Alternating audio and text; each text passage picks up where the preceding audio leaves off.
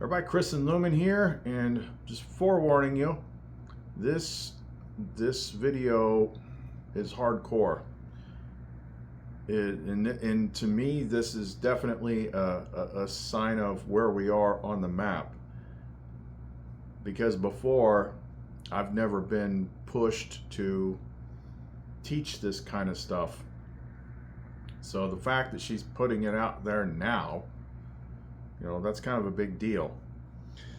So lately there's been this this phrase that I never used before. Kenneth uses it a lot. It became annoying to me when I had that comment that's at the beginning of my my Sophia video happen. Like when ignorant people use that term, it just it grates on you. So know who your teachers are.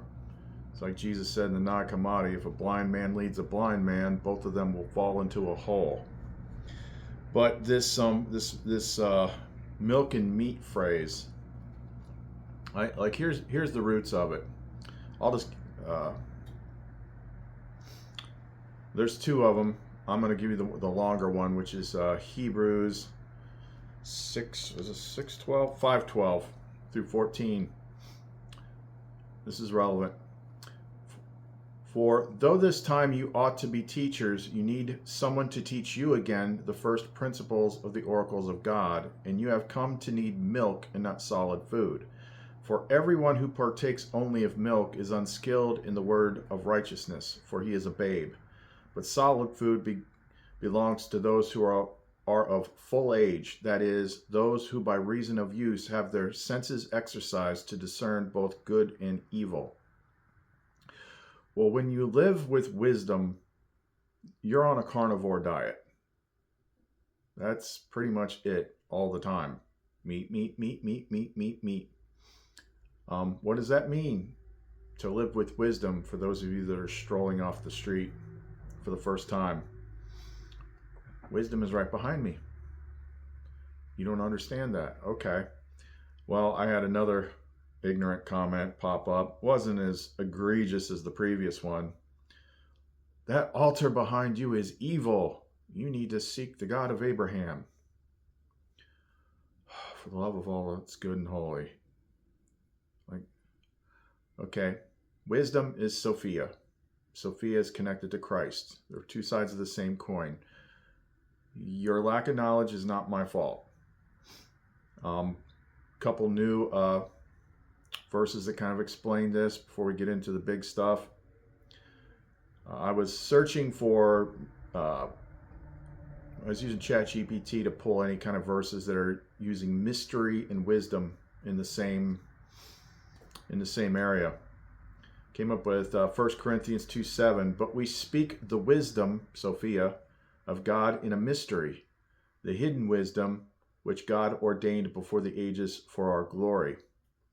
Ephesians 1:9, having made known to us the mystery of his will according to his good pleasure, which he purposed in himself. Colossians 2:2 through 3, that their hearts may be encouraged. Key, be knit together in love. Lumen. And attaining to all riches of the full assurance of understanding, to the knowledge of the mystery of God, both of the Father and of Christ, in whom are hidden all the treasures of wisdom and knowledge. See, the average, I learned everything I know from YouTube, Christian that comes in here and has an immediate freaking psychological meltdown doesn't know what any of this stuff means, even though it's in their own book. Reason they bring up hidden knowledge, mysteries, and all that throughout the Bible and the Nag Hammadi is all this stuff is not just sitting out there on the surface. Like, you have to seek, you have to connect the spirit, you have to ask for wisdom to be your teacher. And now this stuff is being all put out there openly because we're really, really short on time. And she just gave me another another sign in that as I was preparing to do this video, she had somebody that follows me send me a link to a new music video that just dropped today. I'm like, as soon as I saw what it was, I'm like, oh boy, what's going to be in this? This is going to be, yeah. So what a lot of people don't understand, especially, the people that learn the way that most do, it's like the answers are all around you, and a lot of this stuff is mystery, the mysteries of wisdom. So a lot of the messages are because she connects to inspiration and insight and all that stuff, and that's like the muse that inspires artists. That's why most of her messages are hidden in plain sight. Even if you're not religious, read the Bible or anything like that, her messages are still right in front of you. They're in movies, they're in music, all over the place. You do have, and they're different types of music too. So I've got like a whole playlist that's just, like I call the Lumen playlist. It's all upbeat, good feeling, music. But there are other ones too that most people, like most church people, that they would see these videos and they would think, oh, this is satanic. Oh, they're mocking God or something like that, because they don't have understanding, discernment, and wisdom. The messages are all over the place. And one of the oldest ones where she taught me about this is the band In This Moment, which most people, almost understandably, would take a glimpse of that and be like, oh, this is some sort of occult craziness. It's teaching a message that is hidden, because there's a lot of darkness in this world that you don't know about, that you literally have no clue about, that ties to the feminine side, the things that are hidden from you and things like that. It's pretty rough. But I mean, someone has to let you know, so it might as well be Blade. You better wake up. The world you live in is just a sugar-coated topping. There is another world beneath it, the real world. And if you want to survive it, you better learn to pull the trigger. So another example, which people would make that assumption if they don't bother looking too deeply at what the underlying message is Falling in Reverse. And you go back about 3-4 months when she first started letting me know that the time is coming and this place needed to be set straight. She brought this video to my attention, which was Watch the World Burn by Falling in Reverse. Now, if you don't have understanding about how the world is set up to deceive you, you're going to see that and be like, oh my gosh, that's the devil. Nope, it isn't. It isn't.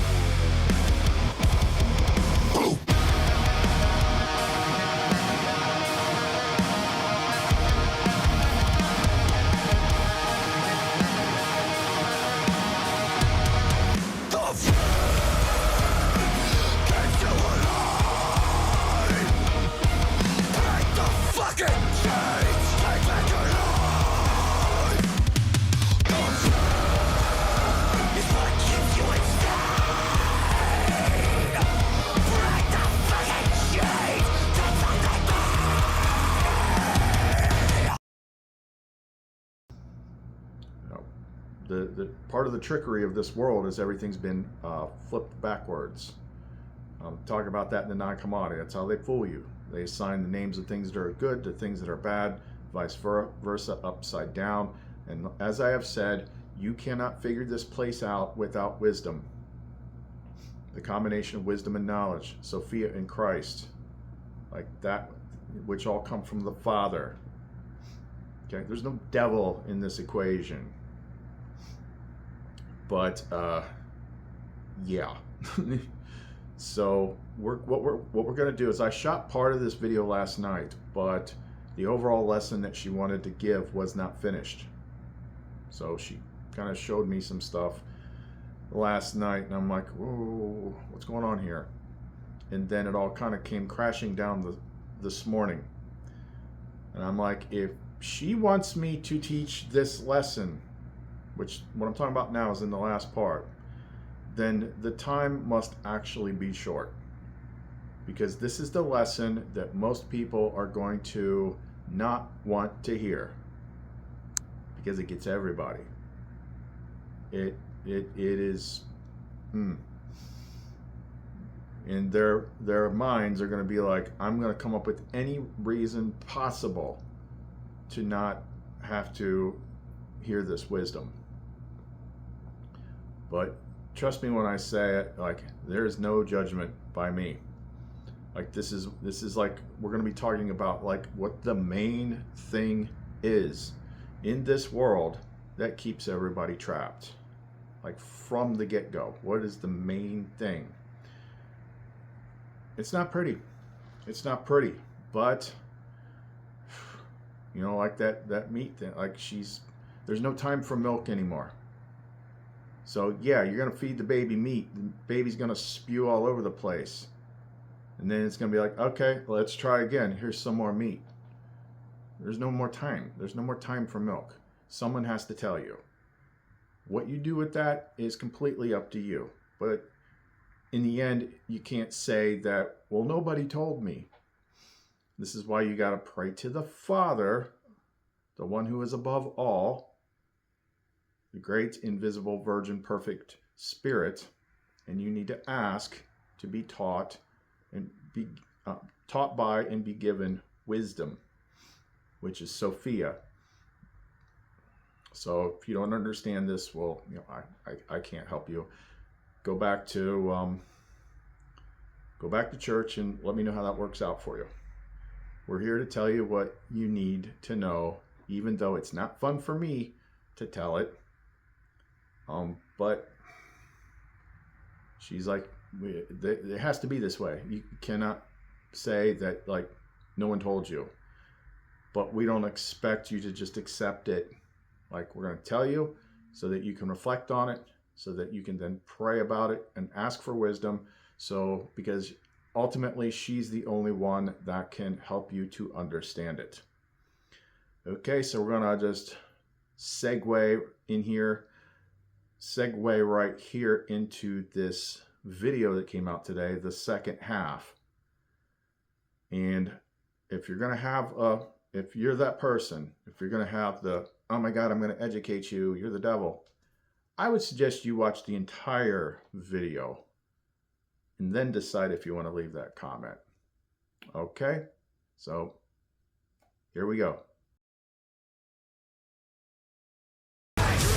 Labor and you praise the fascists. You kiss the hand that takes half in taxes, faking outrage and being seen. A generation with no self-esteem. It's time to rise up and stand against them. Break the chains and finally see the vision. We're post-traumatic from a broken system. Follow me into the chaos engine. It's time to stand, it's time to fight. Don't be afraid to twist the knife. Your sacrifice to break the curse. Prepare to die, prepare to burn. Abandon hope, it's not enough, cause all our gods abandon us. Your sacrifice to break the curse, light the match, watch it burn! Heaven falls, the angels die. Let it burn from the start. When everything falls apart.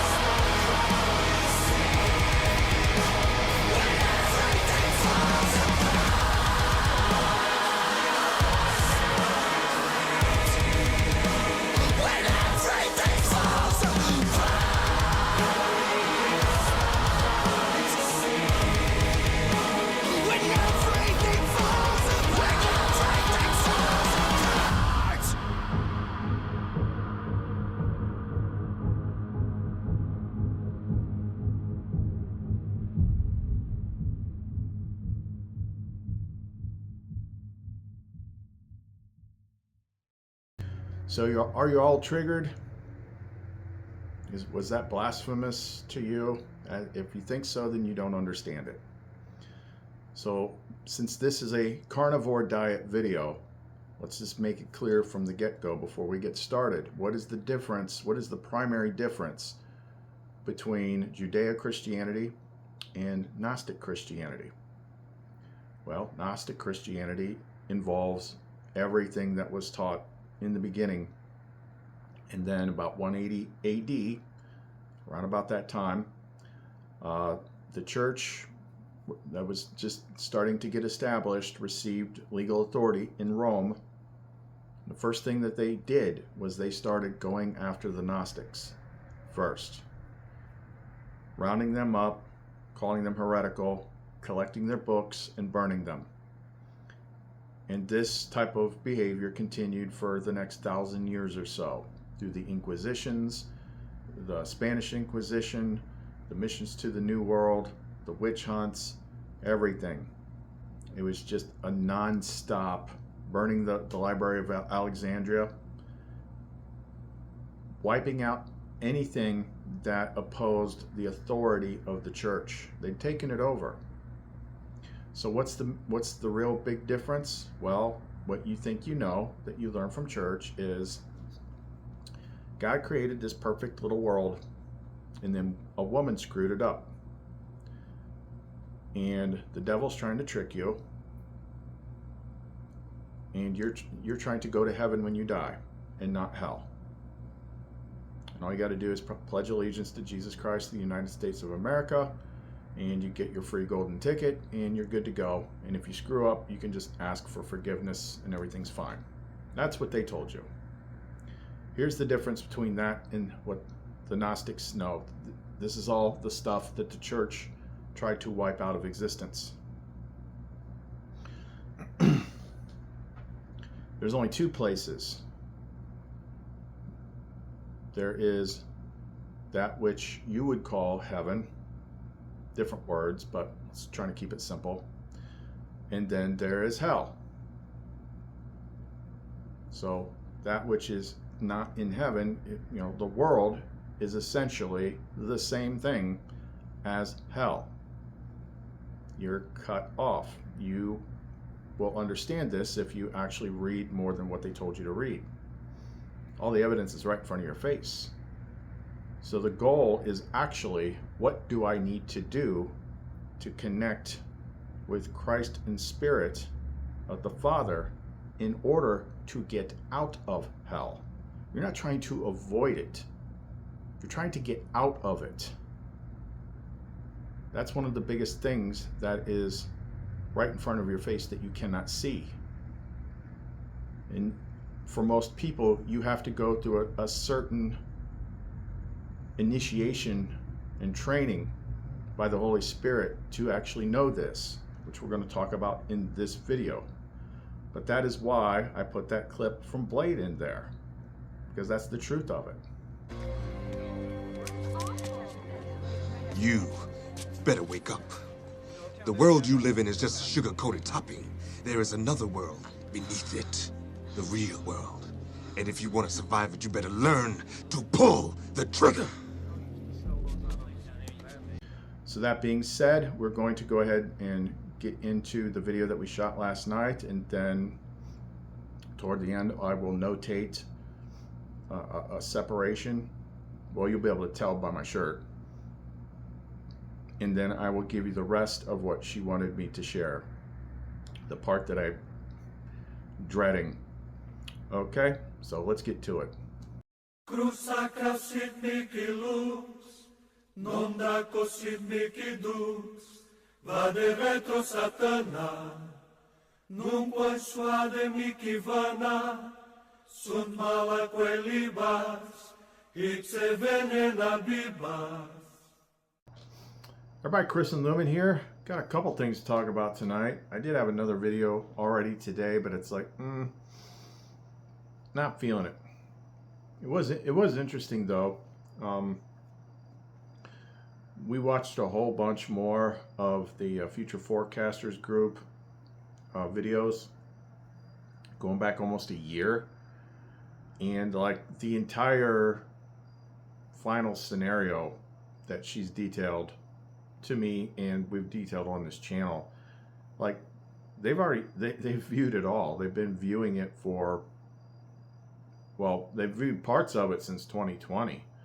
But going back a year, like, it's crazy because you can see it. You've got the whole big picture, but it's almost like they don't see it. They don't even seem to notice, like, some of these viewers see the same things like every other month. And I never hear them say, wait, didn't I draw this before? Yeah, it's the things that are like really, really big, they see like really, really far out. But if you don't have the context for what it is you're seeing, it's kind of hard to put the pieces together. But as a group, like, they've all been drawing everything. Like, I've got a pretty good idea how it's going to go.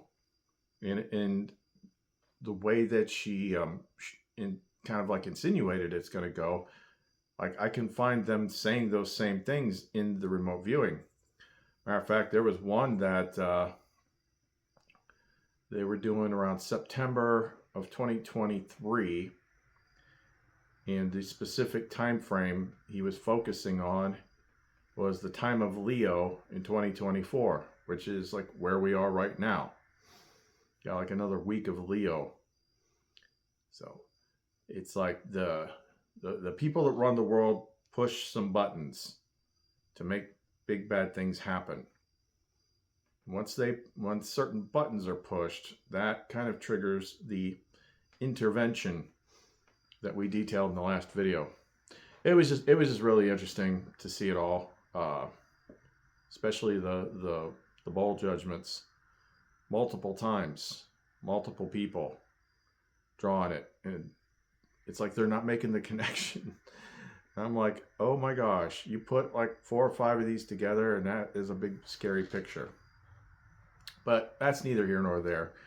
The best use of our time is to keep giving you pieces to make it all work. And tonight was pretty weird. I already had an idea for something else that I wanted to add in, that I really want to see how well this helps people, like the people that have been trying to connect for some time. Like, it's kind of like in that Getting Right with God video, we talked about how there was a hidden God block, which we called the hidden daddy issue. That being that at some point in your life, maybe multiple times in your life, maybe most of your life, you've had a chip on your shoulder. You've blamed God for whatever circumstances. And that goes back even to past lives. So the thing that we suggested was, like, you got to clear that. So you got to basically forgive God. You don't understand how this place works. You can't see the bigger picture. Well, there's someone else that you can forgive too. And this was actually one of the first things that she ever taught me. And I'd completely forgotten about it. I'm like, I need to throw this in there too. And maybe when I explain it, they'll understand like why that is. And then the other thing has to do with people on the hero's journey. Something crazy happened earlier. Because generally speaking, when people start the hero's journey,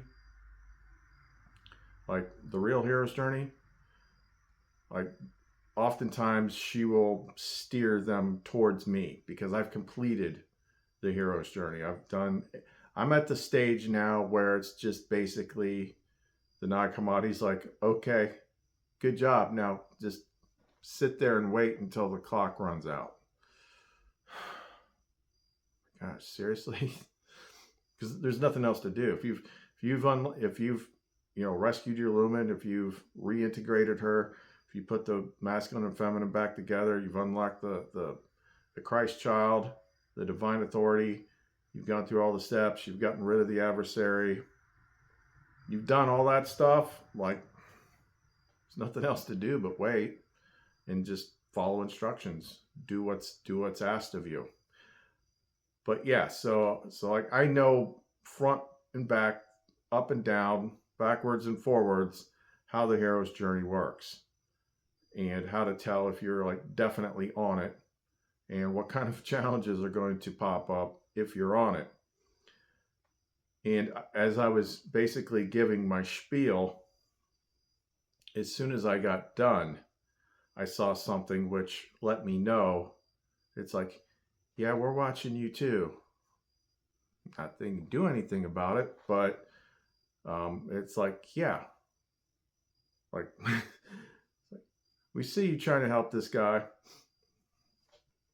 Well, she's going to have me do what she's going to have me do.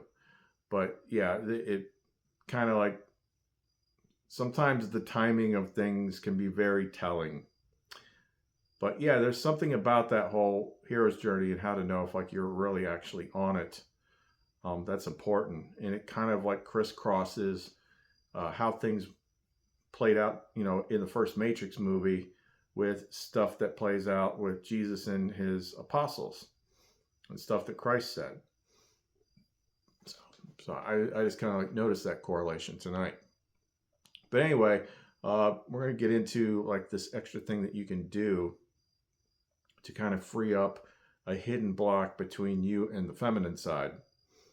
So you can unlock, you know, Sophia, wisdom, your lumen, forethought, all that stuff.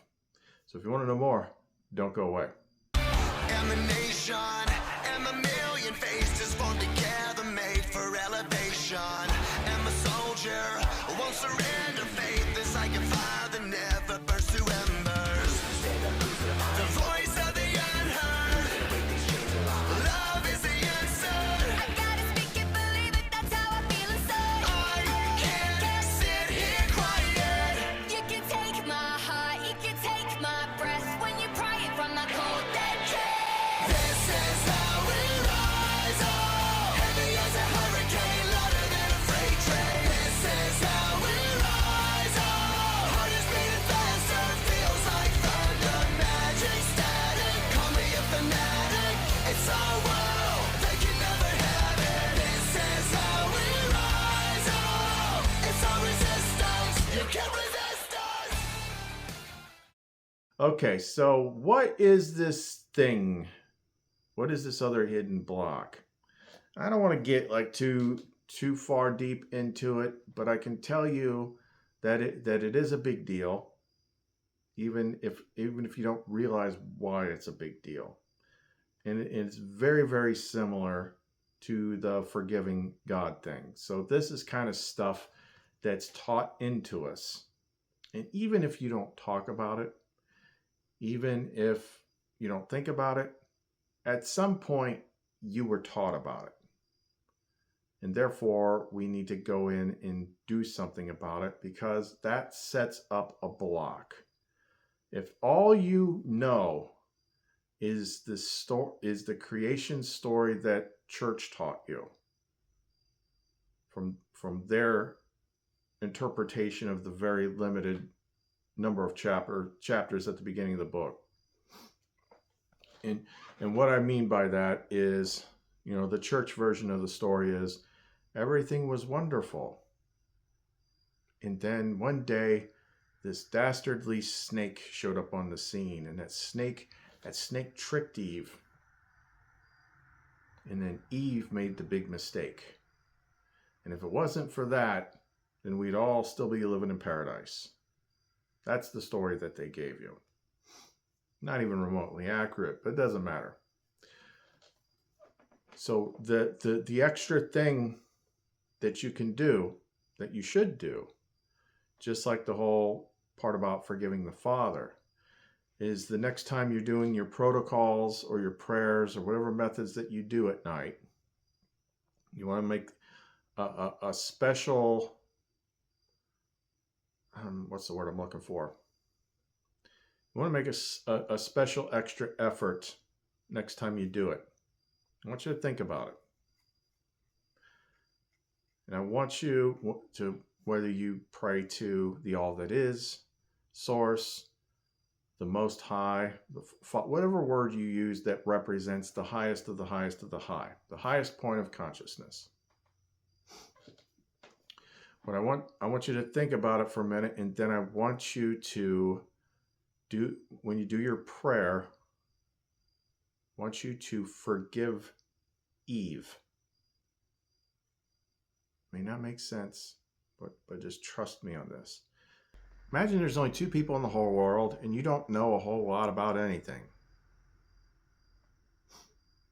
And then well, it wasn't actually like an apple, but oh well. But you eat the forbidden fruit, not realizing that by eating that fruit, the person that built the garden was then going to curse all of humanity for eternity. Because you did this, everyone has to suffer now. Like it's like if you're Private Pile from Full Metal Jacket and God finds that jelly donut. Private Pyle has dishonored himself and dishonored the platoon. I have tried to help him, but I have failed. I have failed because you have not helped me. You people have not given Private Pyle the proper motivation. So, from now on, whenever Private Pyle fucks up, I will not punish him. I will punish all of you. And the way I see it, ladies, you owe me for 1 jelly donut. Now get on your faces. Open your mouth. They're paying for it. You eat it. Ready? Exercise. 1, 2, 3, 4. I love Marine Corps. 1, 2, 3, 4. I love Marine Corps. And everybody has to do push-ups. But the push-ups never end. 5, 6, 7,000 years. Everyone's still doing push-ups because you had that jelly donut.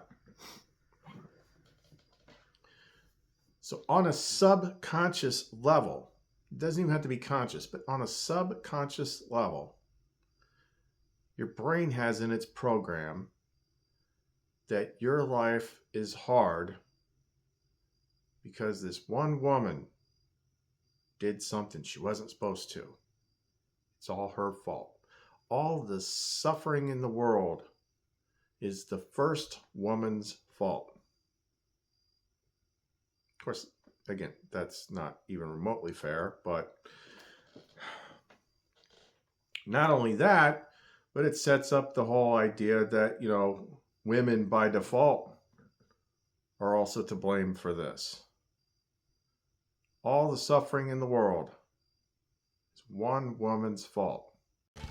I don't ever want you associating with little girls. Why not, Mama? Because little girls are the devil. I hate even saying that. It's not her fault. But you were taught that it was. So who do you think needs your forgiveness more than anyone? Her. Why is that important? Well, this is a Gnostic channel. So if you don't know, then the story that you were told is only in that one book. And all the other books, which are among the books that the church immediately started burning and killing everybody over as soon as they had power. There's multiple books that tell a much, much bigger, longer story about that. But the bottom line is, to keep it as simple as absolutely possible, Adam is in that place by himself. We've already established on here the Creator is not the Father. That's the proof of that is in the regular Bible. He's looking for Adam, and Adam's hiding in a bush, and he doesn't know where Adam is. Okay, boom, right there, it's settled. But either which way, it was actually her, Sophia. It was like the start of the whole thing. But she was instructed to send a part of herself down into Adam to help him. So that was the first enlightened insight, which is her. And then she was taken out of Adam. That's as far as we need to go for this point. So the bottom line is, like, if you're blaming, so physical Eve was actually a copy of her. So if it's anywhere in your subconscious programming, if you've ever heard that story and accepted it as true, then in your subconscious wiring, that is going to block you, or at least inhibit you from making a fuller connection to her. Because it's her fault. Just like you blame God, not realizing that, it's not the same guy. You blame God for your suffering, then they also taught you that it's her fault for your suffering. Not realizing that by blaming God, you're blaming the masculine aspect. By blaming her, you're blaming the feminine aspect. And this is something she taught me, like, as soon as, that was like one of the first things that she ever taught me, like when she first showed up, and I didn't even know what the heck she was yet. She said, like, all the keys are in all the biggest keys you need to understand are in the Garden of Eden story. And it would be months before she even introduced me to the Gnostic scriptures. So at that point, all I knew was like what was in the regular Bible. But either which way, it made sense. So I was like, okay, so I did that right away. I actually started writing a book about it. Like I had this big epiphany on the tip of my tongue, and then it kind of like slipped away. And it was onto something else. But it recently came up again the other day. It's like, you know what? I need to tell people this. Because it's all that kind of like stuff that's like in your subconscious programming that's having such huge effects and limiting effects on your life, like you don't even realize it. I was telling somebody else the other day about, like, if you end up on the real hero's journey and you're on the level that, like, you're going to finish it.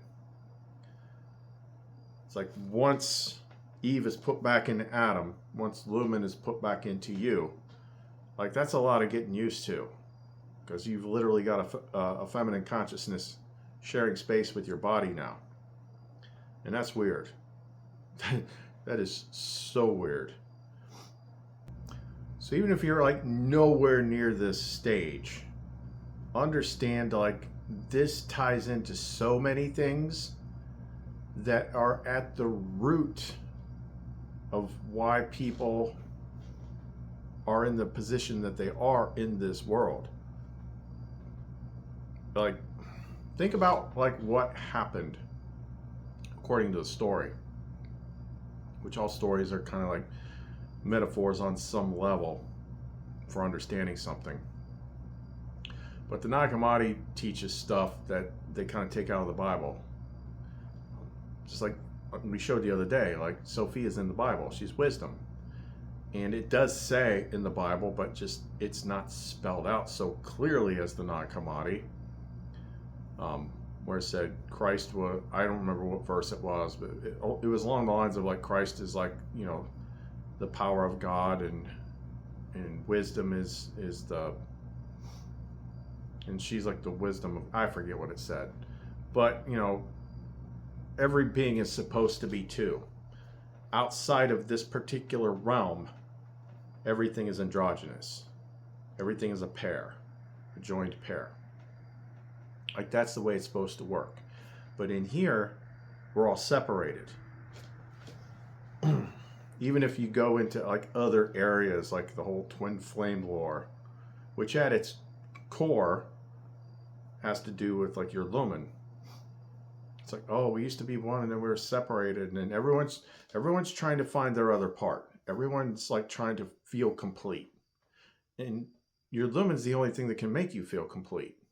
Finding that other part and plugging it back into you. That's the only thing that ever makes that incomplete hole go away. It's the only thing that will ever change you. And when that happens, you don't need or want an external relationship anymore. As crazy as that might sound now, it only sounds crazy because it hasn't happened yet. So it's very important. But what else is a big root that came out of that? Like, what's the first thing that happened after they ate the fruit. You don't really think that was fruit, did you? I mean, really, really think about it. You'll figure it out. The first thing, they're like, their eyes were opened and they're like, oh my gosh, I'm naked. So the first negative emotion recorded in the Bible is the biggest one. That's shame. Shame. So ever since then, shame and like sexuality has been very, very closely tied together. Like shame is the lowest on the scale of the emotional frequency level. So everything in the game will try to keep you tied to shame in some way. And one of the main ways it does that is with, anything sexual, anything with your body, how you behave, other people will judge you for. The whole scarlet letter thing. Like that's always been like a huge freaking thing. Very, very closely tied to everything. Somewhere in that book, it's like it put enmity between the two or whatever. So you've got like very deep core subconscious programming that you're not even aware of. Like I wasn't even aware of it until she moved into my head.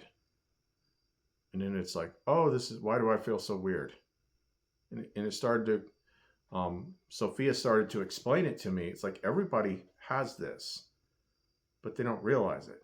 But there's certain things that most people have experienced that kind of like show it being activated. And my favorite example of all is that most guys would rather sit on the bench in the mall outside of Victoria's Secret while their wife or girlfriend goes in there to shop than to go in there with them. Everyone feels very, very uncomfortable in there. Like you're literally just around fabric that people wrap around their bodies. But it's like, I feel so, like, isn't it, like, are people looking at me? What are they thinking about me? Do they think I'm weird? Do they think I'm a pervert? They don't think I'm getting this for myself, do they? Oh my gosh. Like, it's just this weird, it's like, where's this come from? It's deep, deep core subconscious programming. Because she's truth. Truth, what does truth do? Truth sets you free. What does the game want? For you to not be free. She is public enemy number one to this game system, to the Archon system. They do not want you being comfortable with her. They do not want you connecting with her. Matter of fact, that's why, on the male side, they're going to have like so many traumas and rejections, and like your body, your emotional body, plus your sympathetic nervous system conspire together to record every single negative emotional trauma that you have. And that's why you've got grown men, they see a pretty woman at the bar or something like that, which, I mean, that would be my first choice to go meet somebody, but it is what it is. Hey, go talk to her. Fear. Ugh. Oh, I can't do that. Oh, no. Fear of rejection. Fear of being judged as like not good enough by the opposite sex. So on another deep core subconscious level, now you see the opposite sex as something that's just going to make you feel bad, which it's the same way both ways. Like it's really bad now. It's been bad ever since 2020. So now everybody's just like, I mean, it's gotten weird out there. But that's one of the ways it controls you. Make like shame for like everything. Shame, shame, shame, shame, shame. Like look at the judgments that we like. First of all, yeah, there are some moral standards that are biblical that are actually there for your safety, because you don't know how this place works. You're supposed to find one partner and stick with them.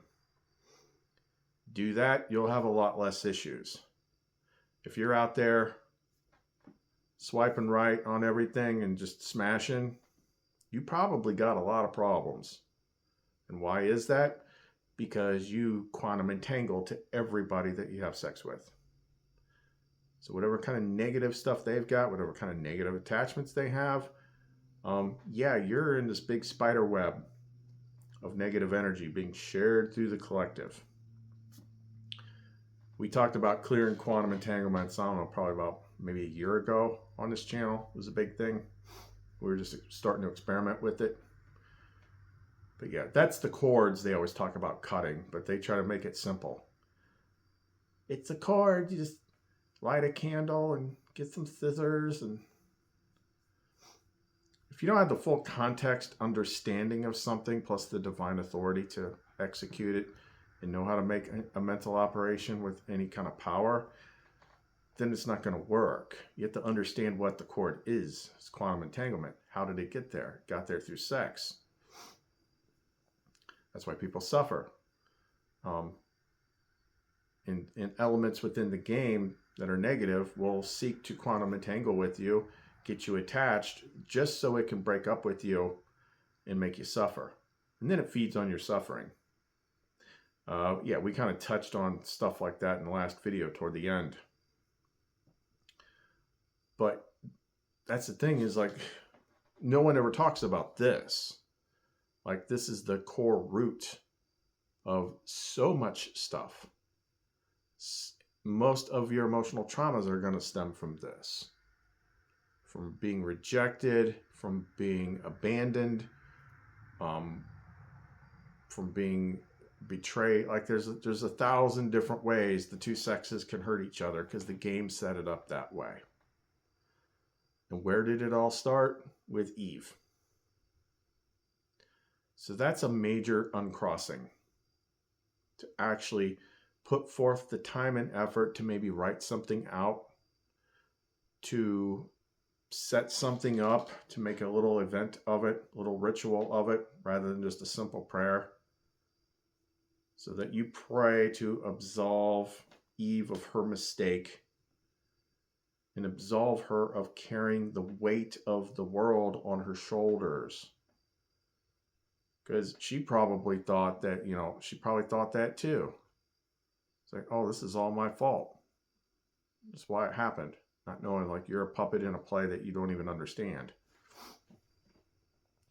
But that is basically almost the same as forgiving her. Because it was her in the beginning. So that is a huge, huge, huge subconscious block. And you might want to take it from there and just think of anyone else. Like, forgiveness is like something like you can't go wrong with. And for people that don't understand it, like, it's not condoning what anybody did. You don't have to condone anything. Forgiveness helps you just as much, if not more, because then you are letting it go. But on another level, you're not as, personally entangled with the Eve story, but it's in there. It's affecting your software. It's affecting your program, the way you perceive the world and the way things run. So just trust me that, like, this is something that will definitely benefit you if you put a lot of thought, effort, and heart into it. If you did the other video and you did the same thing for God, forgive him for all the times you blamed him for everything, then that's going to clear up a lot of stuff. So trust me, try it. And this is the kind of area that you can think some pretty deep thoughts about for a while. It gets a little bit weirder, like if you actually do make the two into one, because it just kind of changes the whole dynamic. Because yeah, you're now permanently married, not just in body, but in mind, to your light. But that light on that side, she represents the whole level too. Everything is one, but it just expresses itself in different ways for different things. So lumen is insight, wisdom. Wisdom is Sophia. Sophia is an aspect of forethought. You know, the first thing after the father, the mother. They're kind of all the same thing at the same time. Just like Christ is same as the Father. You consider it all one big thing that expresses itself different ways. But I've never heard anyone else say that or suggest that. But that's something that she told me from the get-go when she first showed up. Of course, I didn't realize that was her. Wouldn't find that out till later. Oh, I see. That person that you wanted me to forgive, that's you. Oh, hey, I'm here for it. That's fine. Yeah. So everybody, it's kind of like Kenneth uses the atom descriptor a lot. It's like everybody is Adam, and they're separated from Eve. And you're trying to put the two back together. You're trying to put the material person and the spiritual person back into one. That's your goal. But if you've never thought to do that, then try it. Like make an event out of it. Make it serious, and pray to the Father.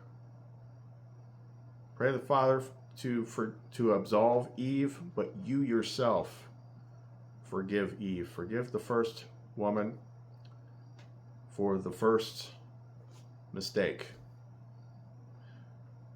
That's all for that. Let's jump on to the other thing we were talking about.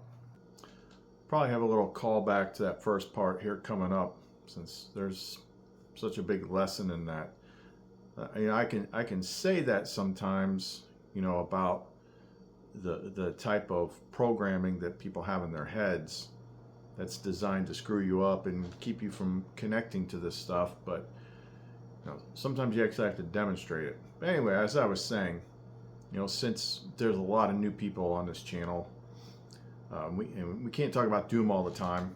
We talk about some of the other things that I'm pretty much an expert in, and it actually answers a lot of the questions that I've got recently, and I can answer it in a better way now, since so much has shifted lately, than I could before. Now, you may or may not have heard of the hero's journey. I think most people have. If you don't understand what the hero's journey is, in the way that it's mostly known as the basic framework for just about every great story ever. The biggest, most popular movies and stories are all based on the hero's journey framework.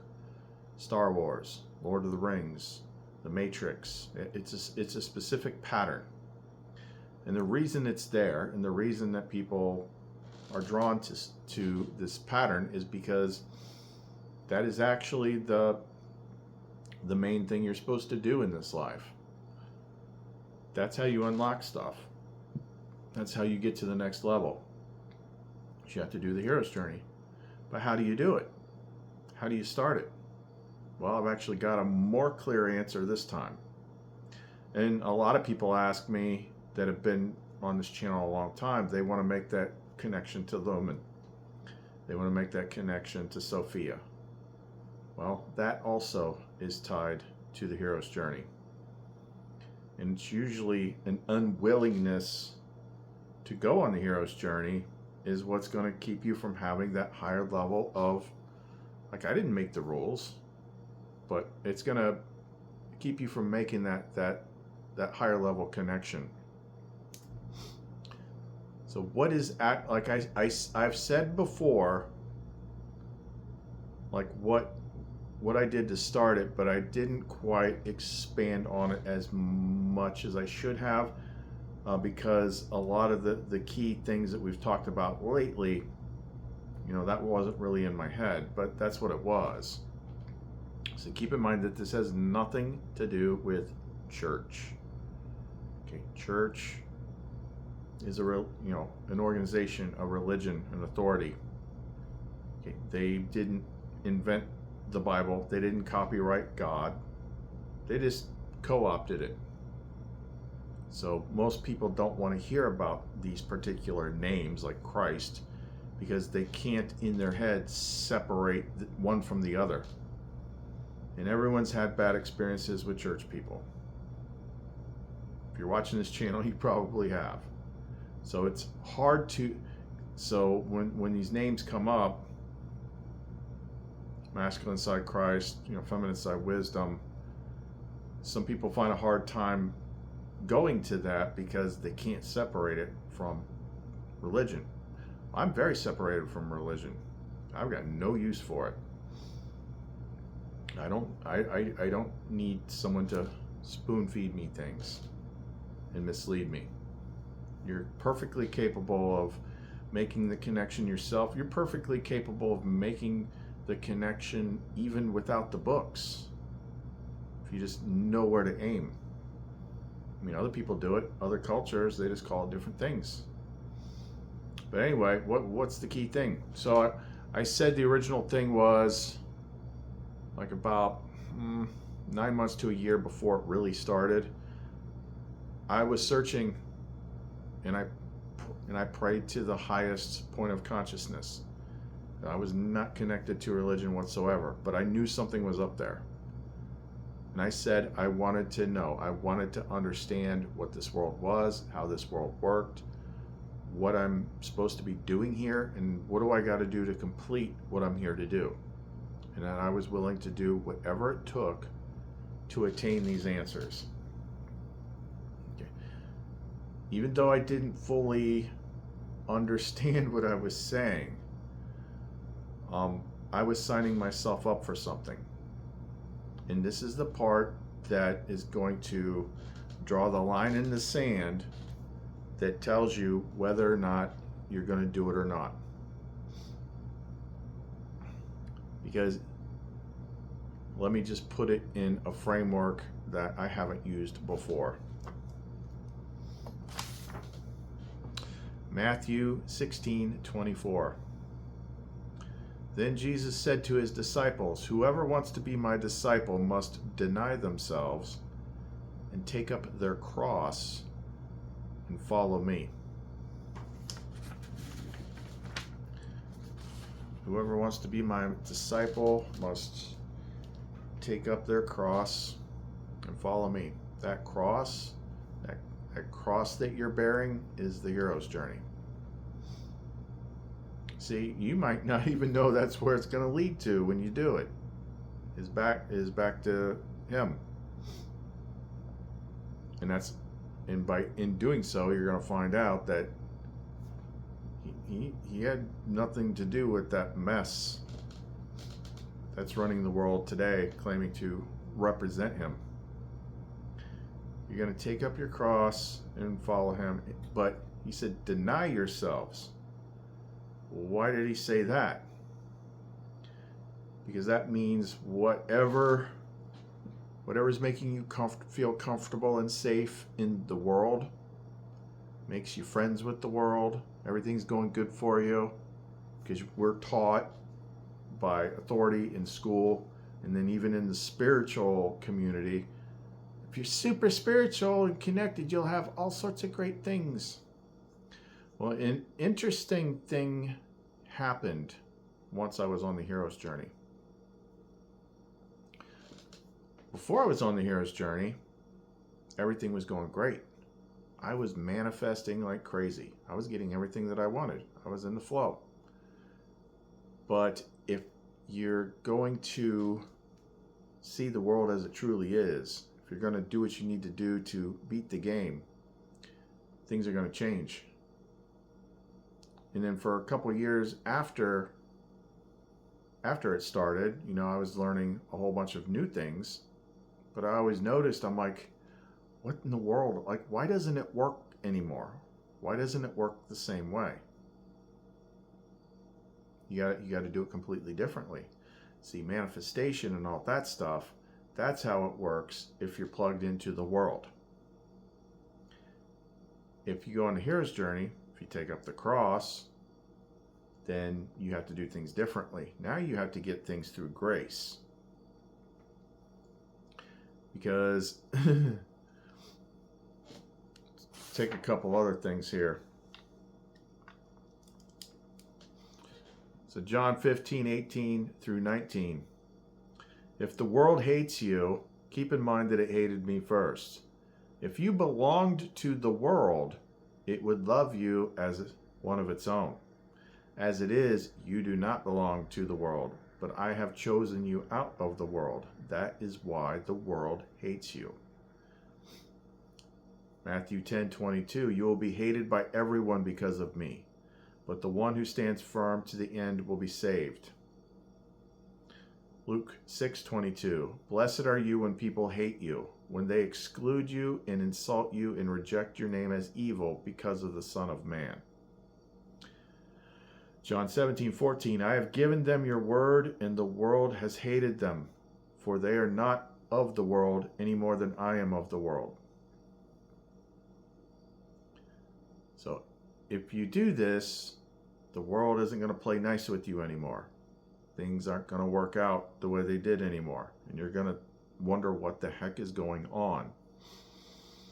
Well, if you do that, I mean, taking up your cross means you're in denying yourself means you're going to lose everything that you have.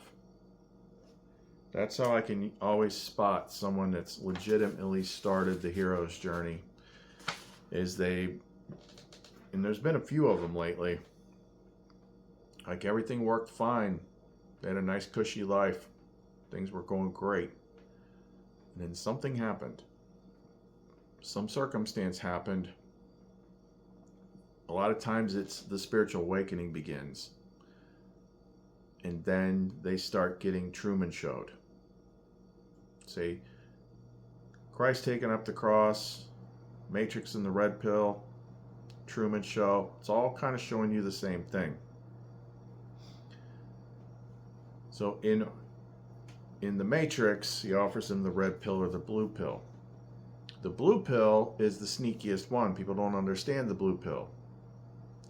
He's like, you take the blue pill, the story ends, you wake up in your bed and believe whatever you want to believe. Which means you'll still be in the same framework. If you want to believe that, whatever you choose to believe and you're going to manifest that way, that's fine. You're still in the illusion, but you still get to do that, and you can pretend that you got it all figured out or whatnot. Then he said, if you take the red pill, the story ends, and I show you how deep the rabbit hole goes.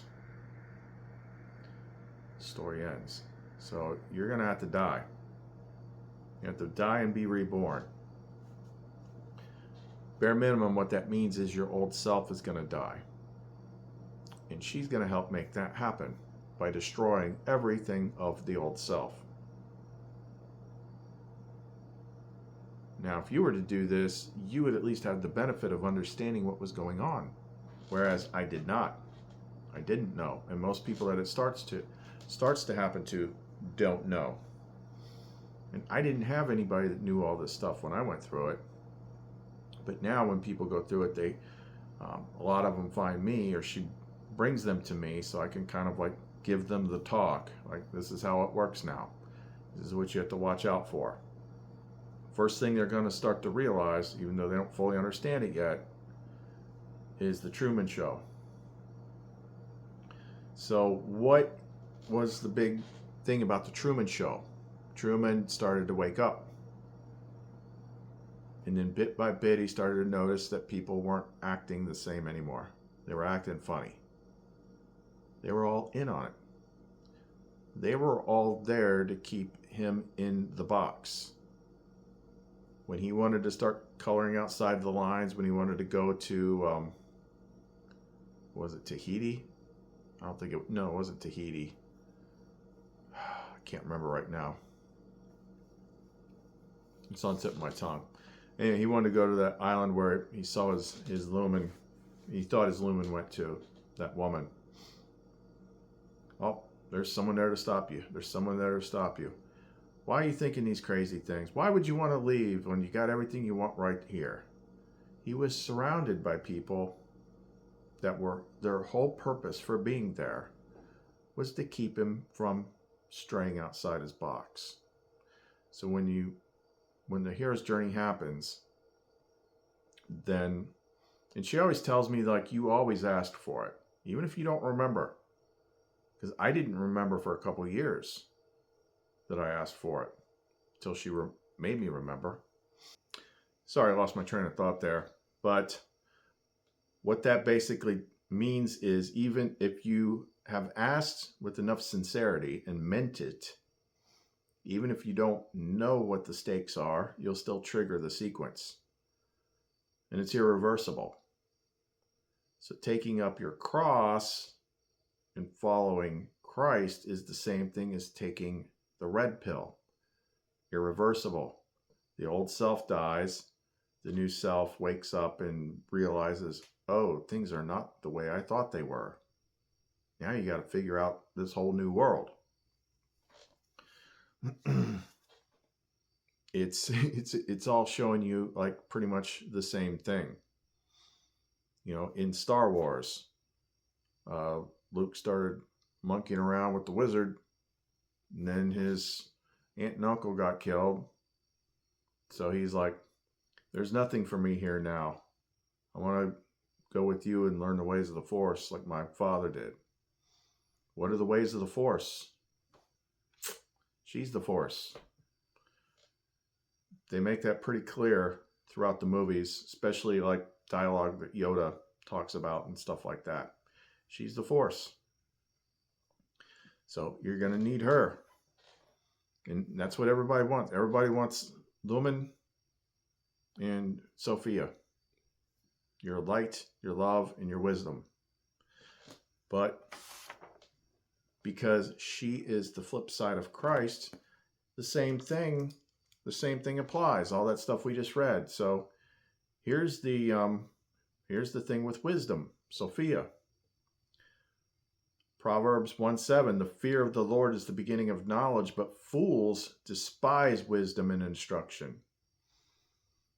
Proverbs 1:22, how long will you who are simple love your simple ways? How long will mockers delight in mockery, and fools hate knowledge?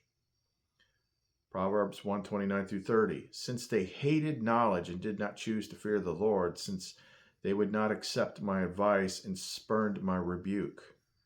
Proverbs 8:36, but those who fail to find me harm themselves. All who hate me love death. So it's basically like the same thing as the masculine side Christ was saying in the previous ones. If you have them, if you've done what you needed to do for them to start the process, then you're going to have problems. Because in order for them to get you out of the matrix, they have to give you the red pill. And when they give you the red pill, it unplugs you from the world. And that means all of a sudden your life falls apart. You lose everything. It's part of the process. So it means to deny yourself. The more you deny yourself, learn to resist, temptations and stuff like that until you figure out what they are. All the stuff that you want, that makes you comfortable, that you're trained to seek in life, to have all this stuff, you're going to lose all that. Because if you're trying to beat the game, get out of the world, and go back to the fullness, you have to be separated from the world. You got to break your connection to the world.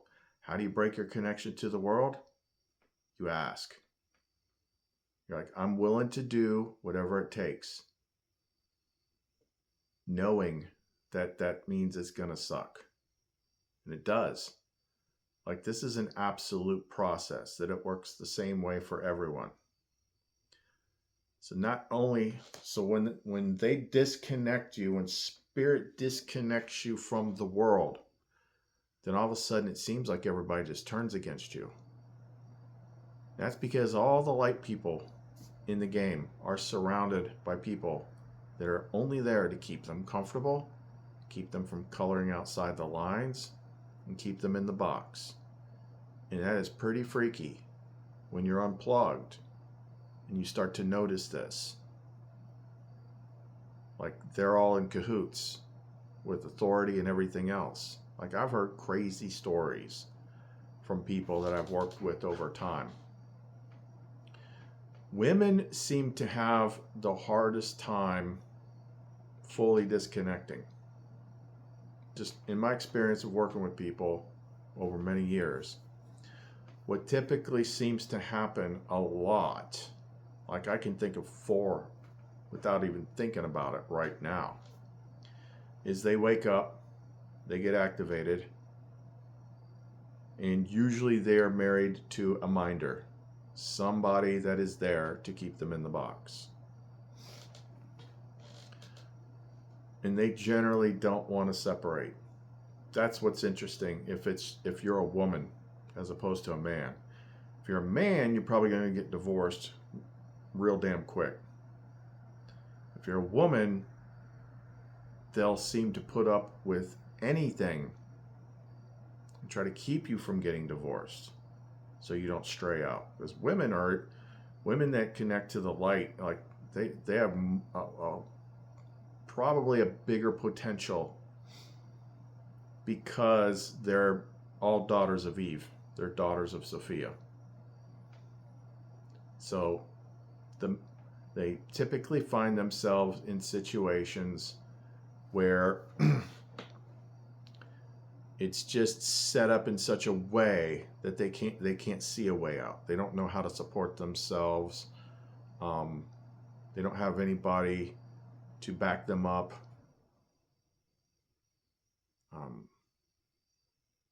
I've seen it a bunch of times. I know, a friend of mine been unhappy since a year after she got married. Can't seem to break free. Doesn't matter what she does, he'll put up with it because that's his job, to keep her in the box. I know other people that they've got some pretty nice lives. They put up with it, but the spouse never accepts them for who they actually are. They don't want to hear about it. That's crazy. That's crazy stuff. You're a little cuckoo. You believe in this goofy crystal stuff. Keep in mind, these people are not like you.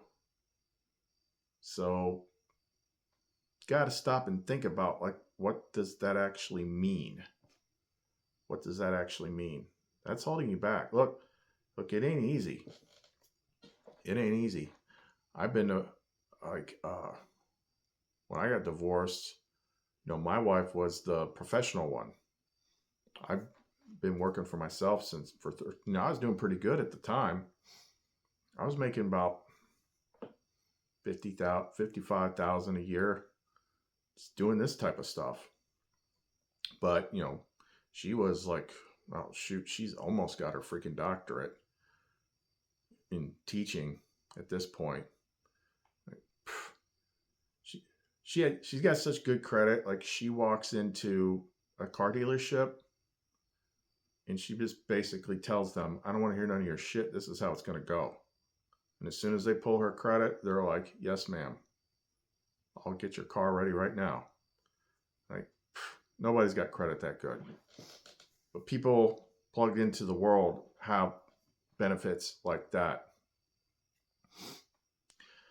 But what you find, given enough time, once you're cast out, Spirit takes up the slack. She starts taking care of you. I was aware that something was taking care of me probably a good 2.5 years before I even knew what it was.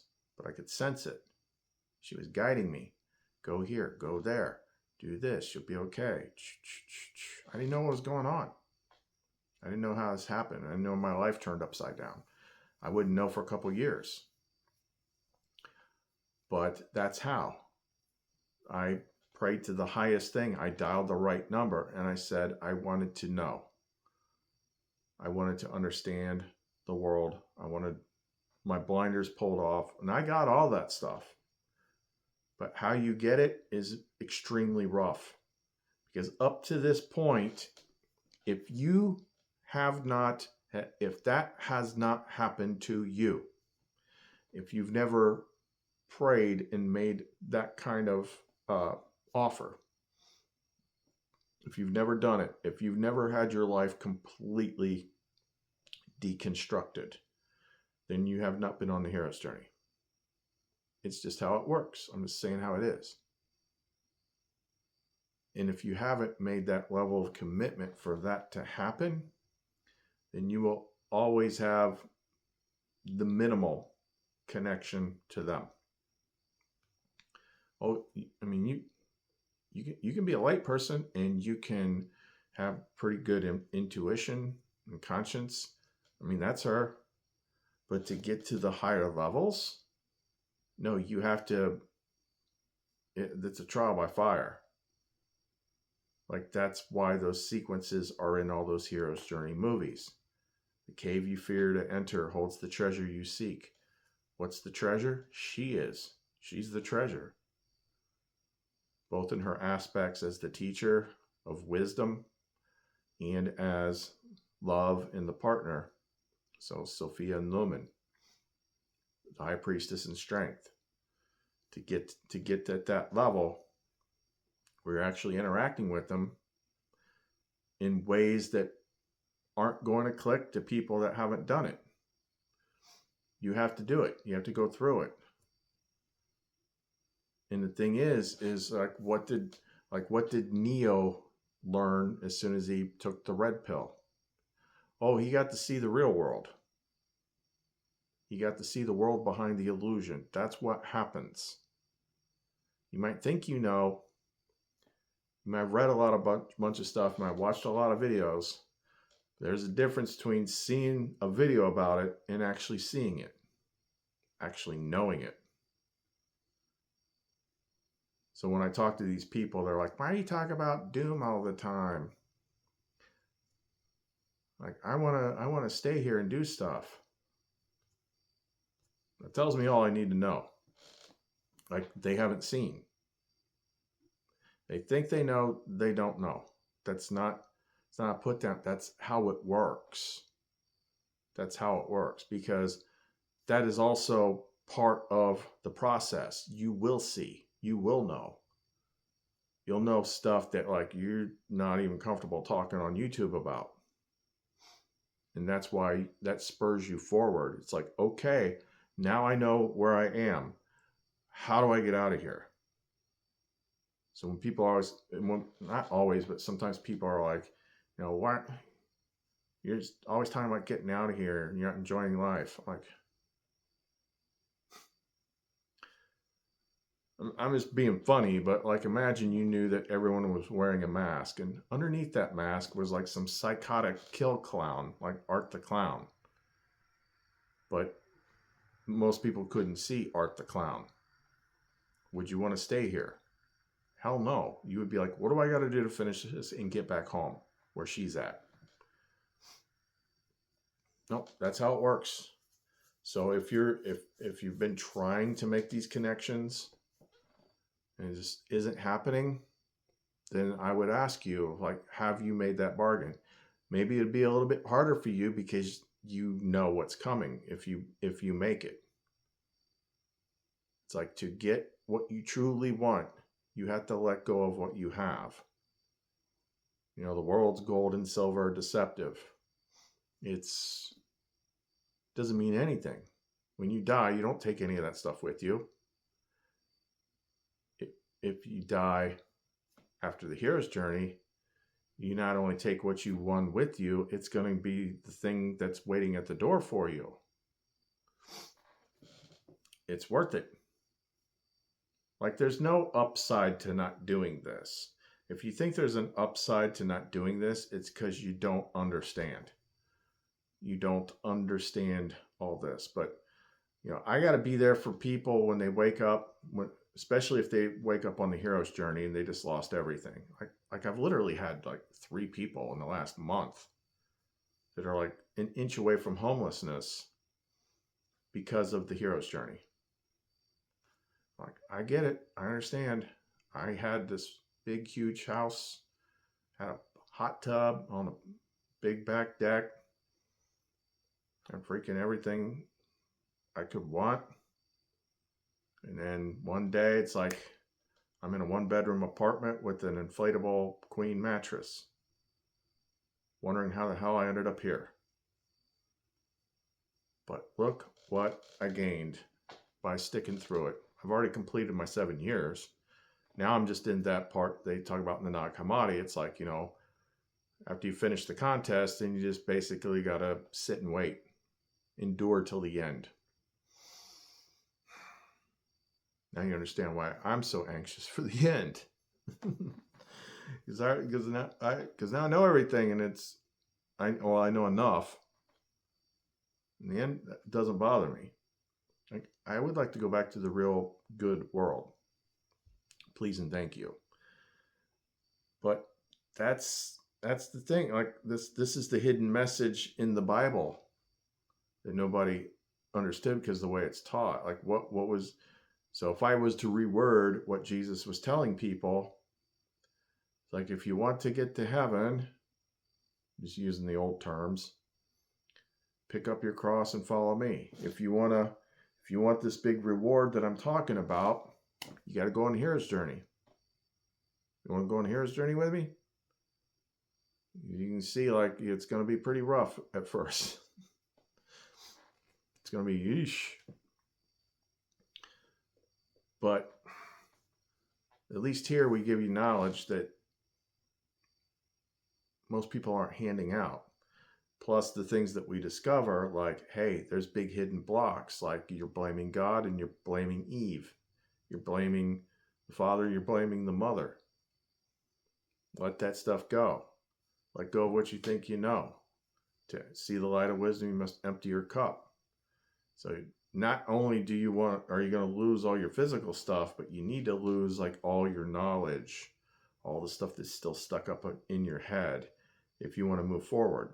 Like that's how it's done. That's how it's always been done. That's the way out.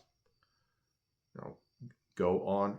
The hero's journey is kind of like the Holy Spirit's buds training. Except in SEAL school, buds training like Hell Week. Okay, I meant to say Hell Week. Hell Week lasts 7 days. This one, 7 days is more like 7 years.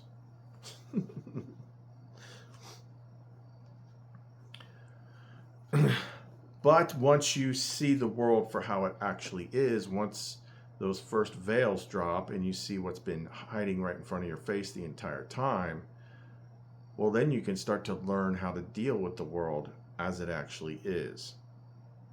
But there is this time frame in the early stages. That's why it's good for people to find me quickly. Like when you first get tossed into the briar patch, the hero's journey, it's like a baby lamb being born in the wolf exhibit at the zoo. They know you're fresh. They know you don't know anything, but they also know where you're going. And they're just going to swarm you. Get in your way, mess with your head, try to lead you, like the amount of things that they can do is like crazy. And I haven't dealt with that stuff for a long time since I completed it. And she pretty much continues to keep me isolated for my own good. But literally, like, you seriously can't make this stuff up. Like, as soon as I gave this guy his briefing and told him about all this stuff to watch out for, all I'm going to say is, like, the world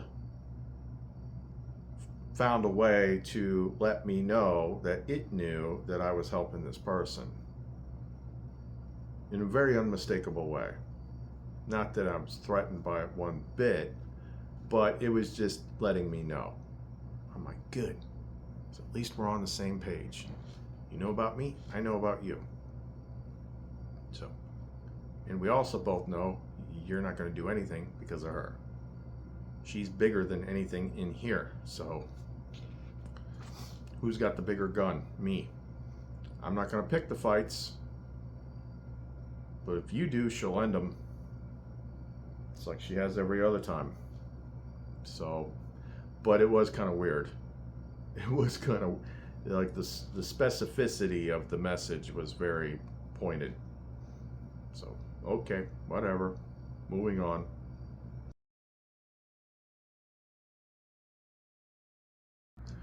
Okay, so now we're going to go from cooked meat to raw meat.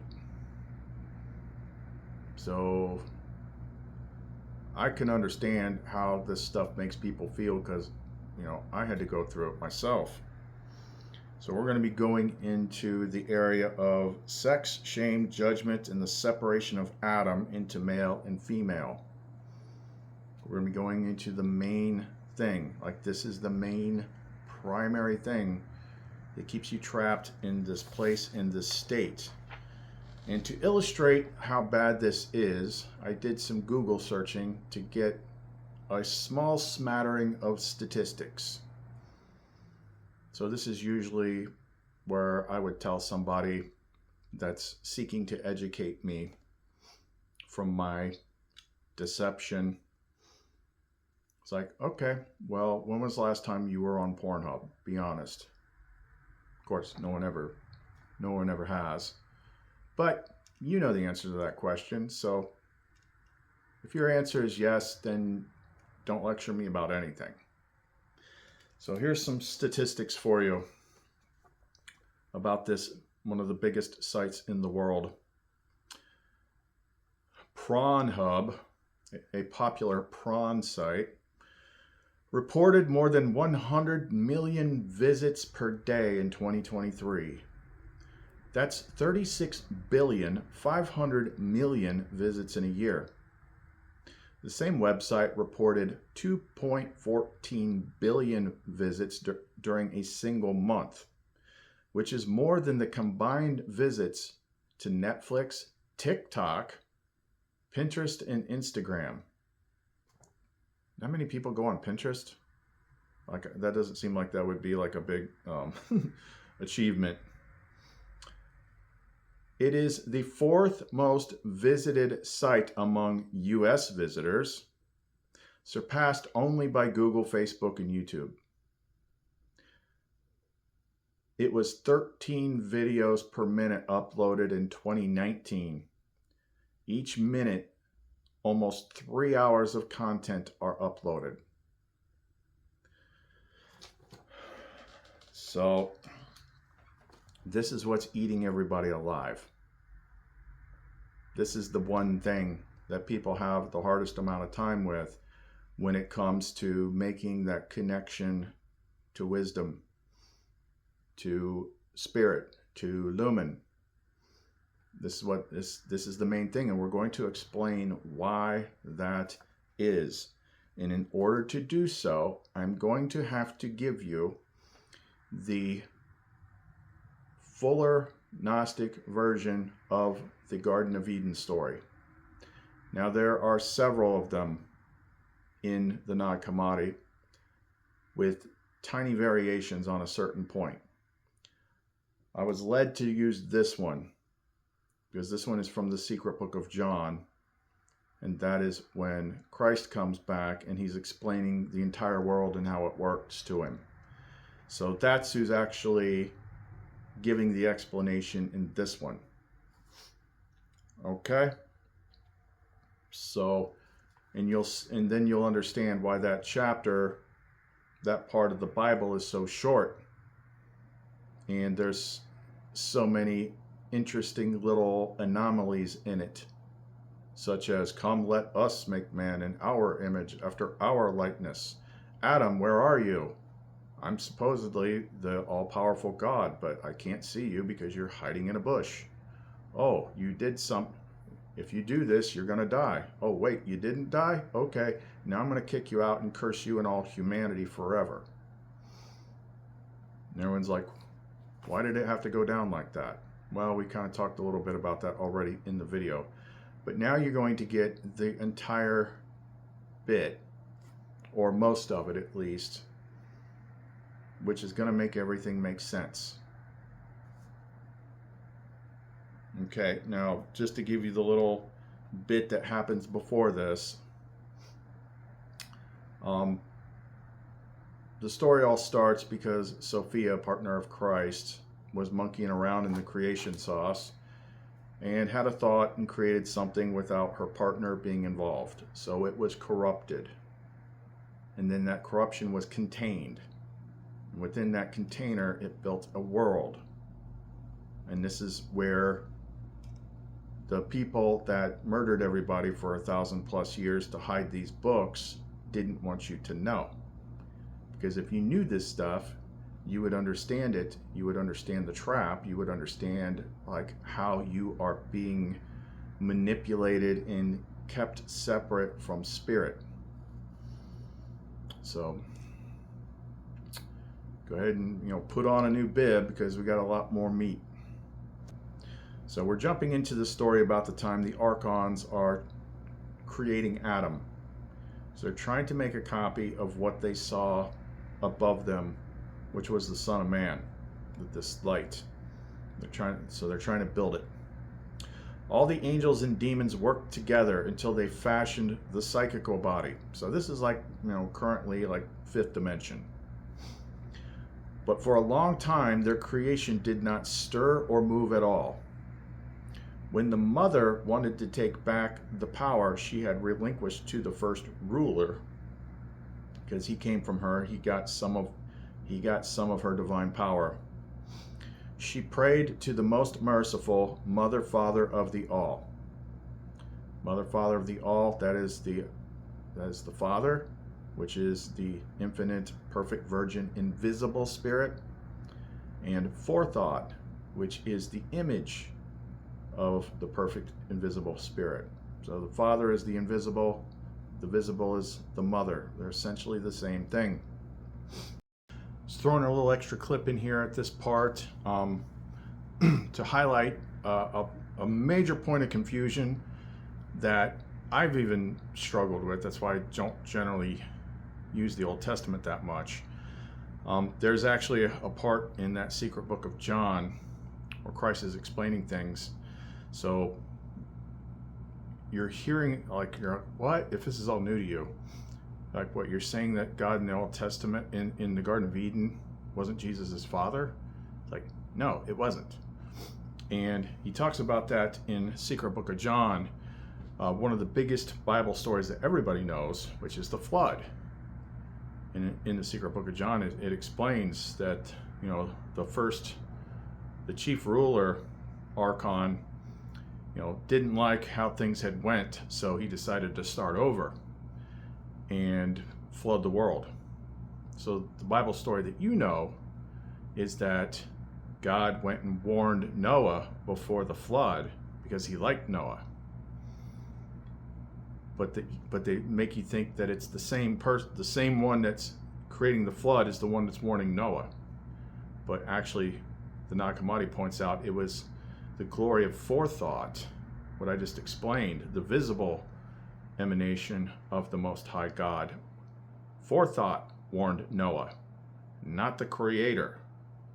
So that's why the Old Testament, that's why I find the Old Testament so confusing, because there's multiple characters in there that everybody think is the same thing. That clears up once you get to the New Testament, and then it's pretty much just the Father. But in the Old Testament, you've got multiple things in play, but they want you to think like it's all the same thing. With a sacred command, the Mother Father sent 5 luminaries down upon the place of the angels of the first ruler. They advised him so that they might recover the Mother's power, Sophia's power. They said to Yaldabaoth, which is the name of the Creator, breathe some of your spirit into the face of Adam, and the body will rise. He breathed his spirit into Adam. This is why we breathe into these pendants when we're charging them, breathing her into them. She's the breath of life. He breathed his spirit into Adam. The spirit is the power of his mother, but he did not realize this because he lives in ignorance. The mother's power went out of Yaldabaoth and into the psychical body that had been made to be like the one who is from the beginning. They were trying to copy the image of Christ that they saw. The body moved and became powerful, and it was enlightened. At once the rest of the powers became jealous. Although Adam came into being through all of them, and they gave their power to this human, Adam was more intelligent than the creators and the first ruler. When they realized that Adam was enlightened and could think more clearly than they, and was stripped of evil, they took and threw Adam into the lowest part of the whole material realm, which is where we are. So now they threw him down into the third dimension. The blessed, benevolent, merciful Mother Father had compassion for the mother's power that had been removed from the first ruler. The archons might be able to overpower the psychical perceptible body once again. So with its benevolent and most merciful spirit, talking about the highest God, this is what Jesus calls Father, the Mother Father sent a helper to Adam, enlightened insight, who is from the Mother Father and is called Life. She helped the whole creature, laboring with it, restoring it to its fullness, teaching it about the descent of the seed, teaching it about the way of ascent, which is the way of descent. Enlightened insight was hidden within Adam, so that the archons might not recognize her, but that insight might be able to restore what the mother lacked. So the stuff that we talked about earlier in the video, where about the hero's journey, denying the self and taking up the cross, that's when you activate enlightened insight, which is from Sophia, wisdom. That's the inner spirit that guides you and teaches you the hidden mysteries of the Father and of Christ and of the world. And it's a lot to take in, because pretty much everything that you think you know about the world before that point, you find out was wrong. And it's not because you read it in a book, it's because you're now able to see it, because insight removes the veils of perception. It's not the most comfortable thing. Next part, the imprisonment of humanity. The human being Adam was revealed through the bright shadow within. And Adam's ability to think was greater than that of all the creators. When they looked up, they saw that Adam's ability to think was greater, and they devised a plan with the whole throng of archons and angels. There's different groups of angels and stuff like that. They took fire, earth, and water and combined them with the 4 fiery winds. They brought them together and made a great commotion. The rulers brought Adam into the shadow of death so that they might produce a figure again from earth, water, and fire, and the spirit that comes from matter, that is, from the ignorance of darkness and desire and their own phony spirit. This figure is the cave for remodeling the body that these criminals put on the human, the fetter of forgetfulness. He's the human, but they put this body on him, which is called the fetter of forgetfulness. Adam became a mortal person, the first to descend and the first to become estranged from God. Enlightened insight within Adam, however, was rejuvenating Adam's mind. The archons took Adam and put Adam in paradise. They said, "Eat," meaning do so in a leisurely manner. This is where we start getting into, you need to understand the metaphor. But in fact, their pleasure is bitter, and their beauty is perverse. Their pleasure is a trap, their trees are a sacrilege, and their fruit is deadly poison, and their promise is death. They put their tree of life in the middle of paradise. Christ says, I shall teach you what the secret of their life is, the plan they devise together, the nature of their spirit. The root of their tree is bitter. Its branches are death. Its shadow is hatred. A trap is in its leaves. Its blossom is bad ointment. Its fruit is death. Desire is its seed, and it blossoms in darkness. The dwelling place of those who taste of it is the underworld, and darkness is their resting place. If you don't know what we're talking about here, you'll get it in the next paragraph. And the first time she taught me what it was, I'm like, what? You gotta be like, when she tells me crazy stuff, I have to like remind myself sometimes, like, this is the spirit of truth. Like, she doesn't BS you. But this is another reason why we use this particular story of the Nag Hammadi, because it's the only one in which Christ himself is verifying what she told me. And I put the little notes in here about the darkness is their resting place and all that. It's like, the only time you can actually see the light is when you're in the dark. It's like part of the whole process. But the archons lingered in front of what they call the tree of knowledge of good and evil, which is enlightened insight, so that Adam might not behold its fullness and recognize his shameful nakedness. But I was the one who induced them to eat. I said to the Savior, Lord, was it not the serpent that instructed Adam to eat? The Savior laughed and said, the serpent instructed them to eat of the wickedness of sexual desire and destruction, so that Adam might be of use to the serpent. The first ruler knew Adam was disobedient to him because of enlightened insight within Adam, which made Adam stronger of mind than he. He wanted to recover the power that he himself had passed on to Adam. Okay, so Christ just said, apart from like he was the one, because again, when you read this story from all the books, you start to realize like, oh, wisdom and Christ, it's the same thing. But what did the church tell you? Oh, that's the devil.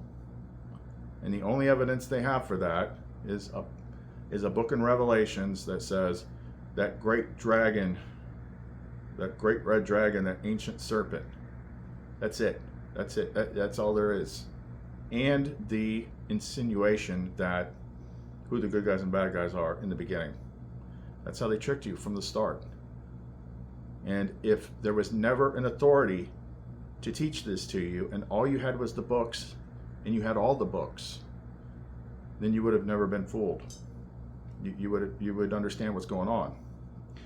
So he said, the serpent instructed them to eat of the wickedness of sexual desire and destruction, so Adam might be of use to the serpent. So with that in mind, let's jump back where it says the archons took Adam and put him in paradise. They said eat, meaning do so in a leisurely manner. But in fact, their pleasure is bitter. Beauty is perverse. Their pleasure is a trap. The trees are sacrilege. The fruit is deadly poison. The promise is death. And then he says, I shall teach you what the secret of their life is. The root of their tree is bitter. Its branches are death. Its shadow is hatred. A trap is in the leaves. Its blossom a bad ointment, its fruit is death. Desire is its seed, and it blossoms in darkness. So now do you understand what actually happened? Why this has nothing to do with an apple. I mean, starting to get it yet? So he brought deep sleep upon Adam. I said to the Savior, what is this deep sleep? The Savior said, it's not as Moses wrote and you heard. He said in his first book, he put Adam to sleep. But it was more, I'm going by memory here because stupid PDFs, but it was more like a loss of sense. As was said by the prophet, I shall make their minds sluggish so that they may neither understand nor discern. Now we get to the creation of Eve. Enlightened insight hid herself within Adam.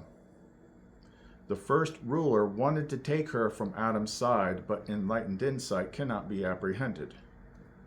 She's slippery. Although darkness pursued her, it did not apprehend her. The first ruler removed part of Adam's power. Let's just pause right there.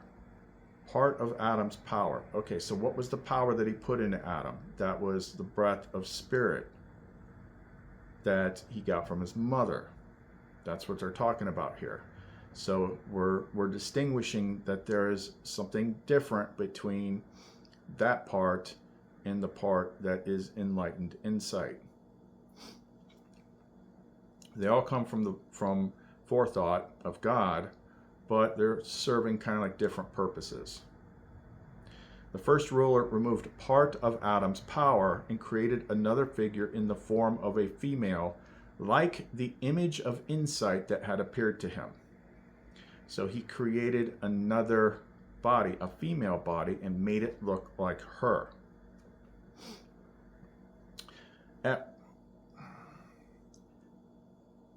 He put the part he had taken from the power of the human being into the female creature.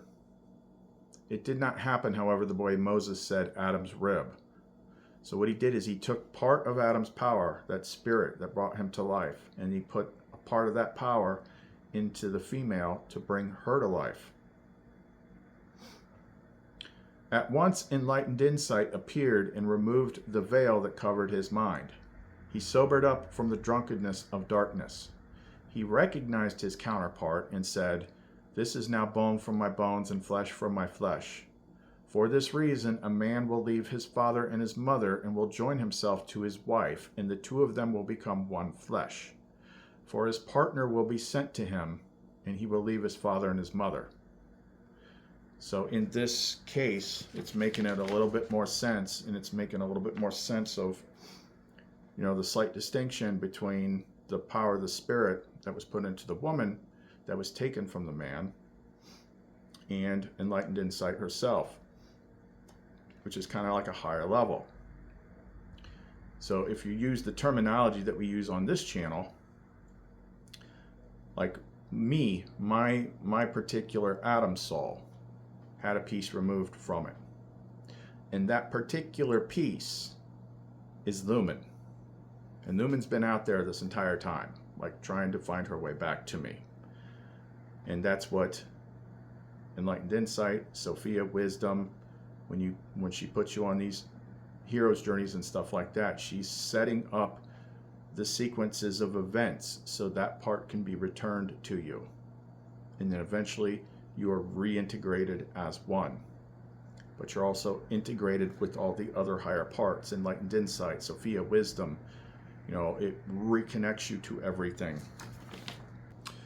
But enlightened insight and Sophia are pretty much the same thing. It's just, the Holy Realm's pretty complicated. Everything is separate and at the same time part of the Father all at once. So Sophia basically, call it a microcosm of herself, a smaller copy of herself, sent that down into Adam to teach him. Okay, so he's got half of his spirit that was split off, and then he's also got her. Our sister Sophia is the one who descended in an innocent manner to restore what she lacked. For this reason she is called Life, that is, the mother of the living.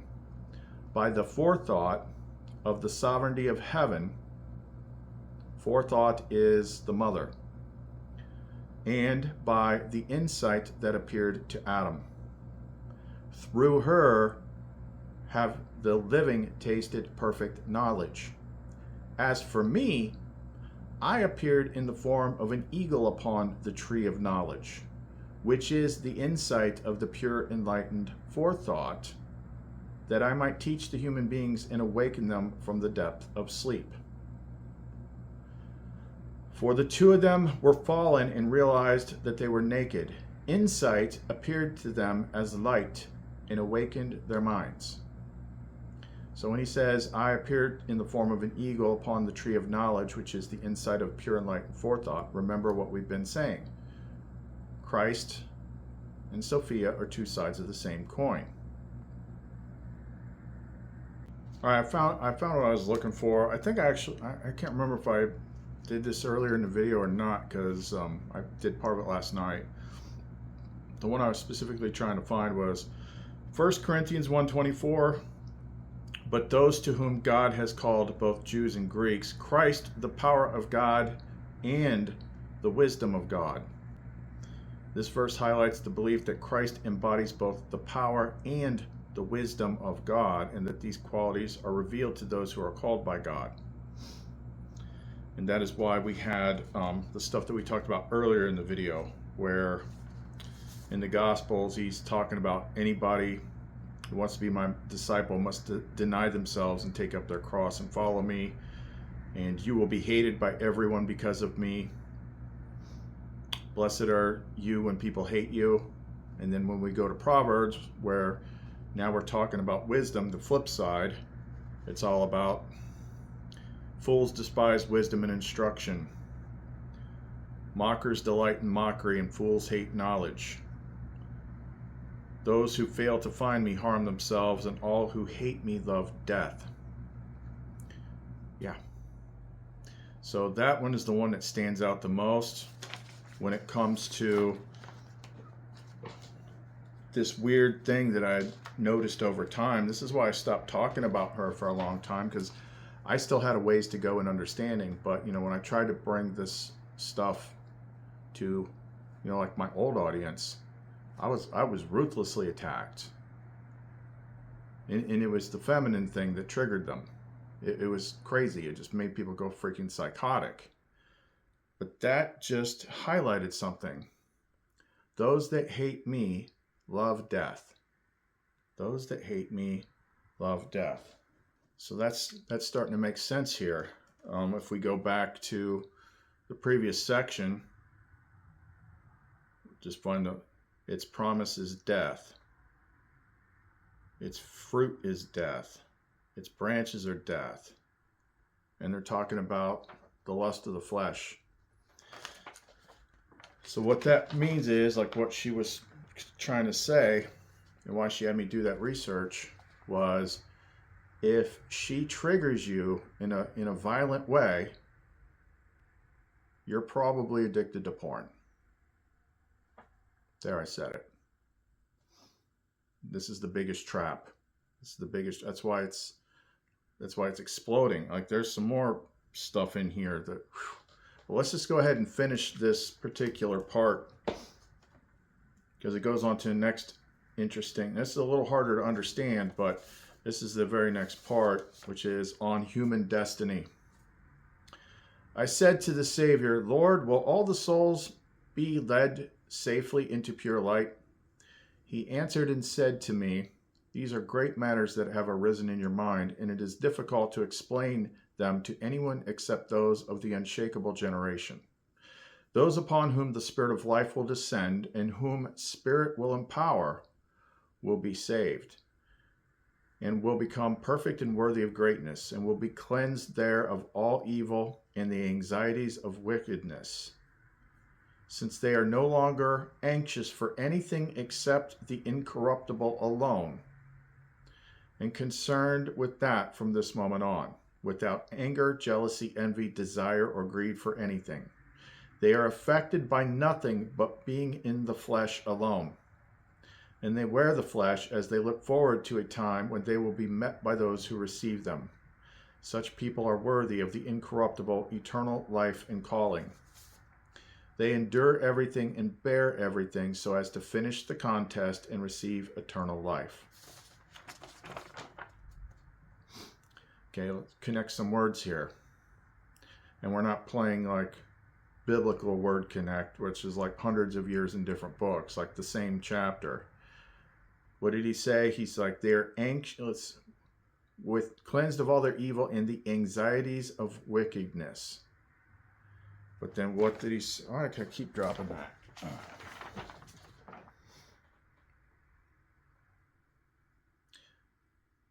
The serpent instructed them to eat of the wickedness of sexual desire and destruction, so that Adam might be used to the serpent. That basically means is like they were kind of in a tough spot, and they had to do that so they could be woken up. But yeah, he said instructed them to eat of the wickedness of sexual desire and destruction. And then over here he said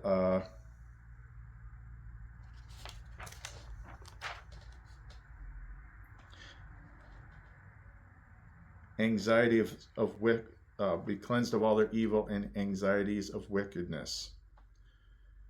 Yeah. So that's the main thing.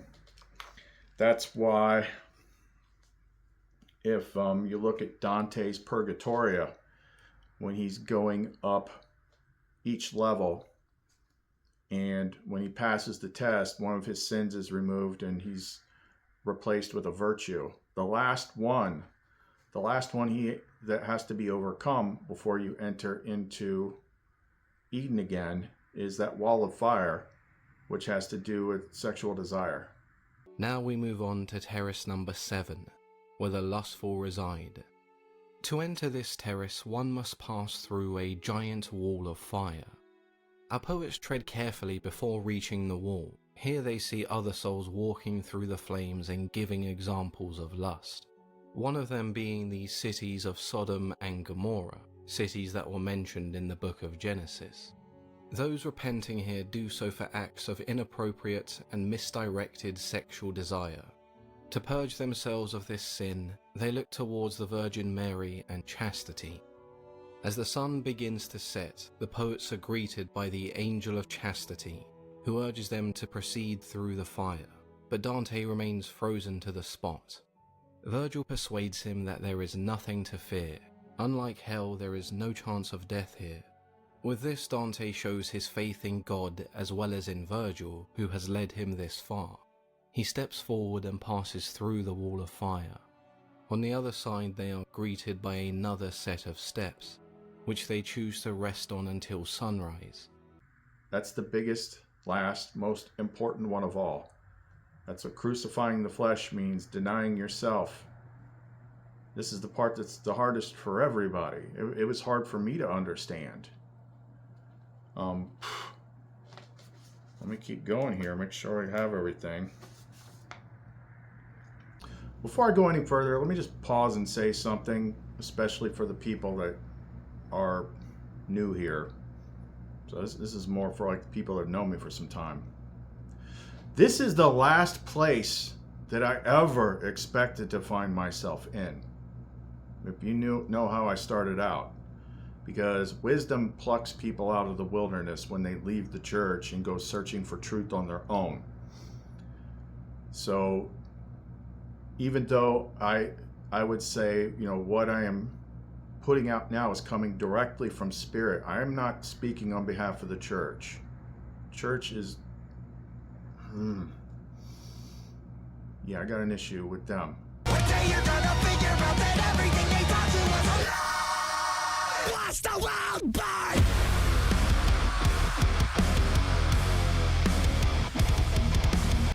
I don't ever want you associating with little girls.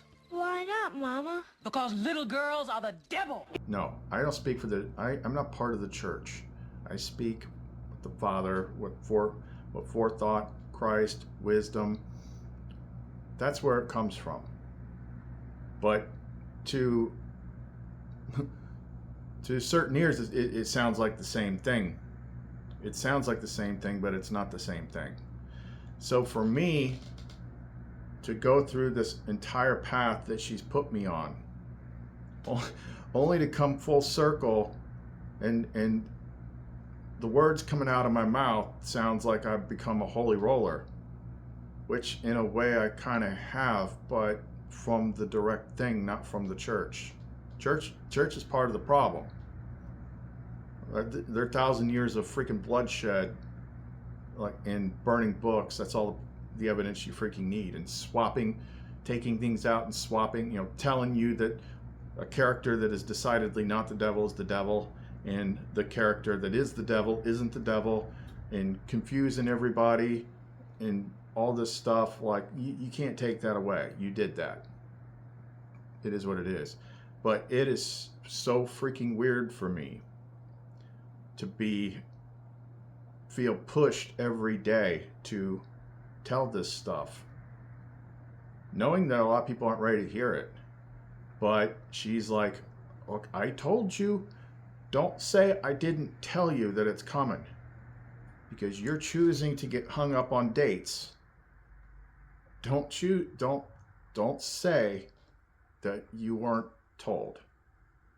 Because when we were reading that stuff the other day from the Wisdom of Solomon, and she's like, when that time comes, that's when you're gonna call out for me, and I ain't listening anymore. So it's uncomfortable. It's uncomfortable. And we have time. Maybe I'll talk a little bit about what's been hard for me to figure out. But one thing that came up the other day that she showed us had to do with the 4 horsemen. See, everyone thinks they got that all figured out, and what she was showing is like the 4 horsemen stuff is all astrological. And the last parts happened on January 12th, 2020. It had to do with an alignment of Saturn and Pluto with something, I forget. But Saturn representing the Reaper and death, and Pluto representing Hades. That's the time that they were right next to each other. So Revelation 6, 7 through 8, when he opened the 4th seal, I heard the voice of the 4th living creature say, come and see. And I looked, and behold, a pale horse, and the name of him that sat on it was Death, Saturn, and Hades, Pluto, followed with him. And power was given to them over 1/4 of the earth to kill with sword, with hunger, with death, and by the beasts of the earth. But what did we just determine from overlapping all those different parts? What is death, really? Like, everyone just assumes that means, dying. It's sex. It's sexual obsession. Did you happen to maybe possibly notice a major shift in what used to be basic accepted limits of morality within this particular country? Did you maybe suddenly notice a shift into being forced to accept things that 10 years before you'd have been like, what the hell? Say what? The books they're putting in freaking elementary school libraries, telling kids what they can and can't do with their bodies and what they should do, and you didn't notice all that, and then you were forced to accept it. If you don't accept it, you're intolerant. Accept it. This is major, next level yikes stuff once she starts showing it to you. So as far as signs and stuff go, the whole thing about the 2 eclipses Xing out the United States and everything that we've seen so far, indicating that the brunt, from the remote viewers and everything else, the brunt of everything is going to hit the United States the hardest, because we're the most screwed up. So Jay Dreamer's post, I don't have a lot of time to watch other channels, but he posted a video the other day and she told me to like skim through it. And he talks about like the destroyer event. He calls it the plasma apocalypse, but he had a bunch of pictures, like, you know, old pictures and stuff. And when I saw this one, it's like, that's the one she wanted me to see. And it was this picture right here. So I used ChatGPT to translate the Latin, which was, I'll probably butcher this, but Quatuor peccata in caelum clamantia refers to the 4 sins that cry to heaven for vengeance. These are particularly grievous sins, believed to be so severe that they demand divine justice. The 4 sins are: 1. Willful murder, the unjust taking of an innocent human life. I wonder what that could be referring to. 2. The sin of Sodom, often interpreted as sins against nature. I'm not going to differentiate what that is, but more broadly it can refer to any grave sexual immorality, like, you know, porn addiction. 3. Oppression of the poor, exploiting or unjustly treating the poor, widows, orphans, or foreigners.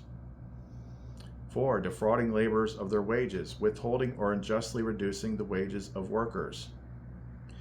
These sins are rooted in biblical scripture and have been emphasized in various Christian teachings over the centuries. The phrase itself highlights the seriousness of these offenses in the eyes of God. Well, boy, you just really described the United States of America there, didn't you?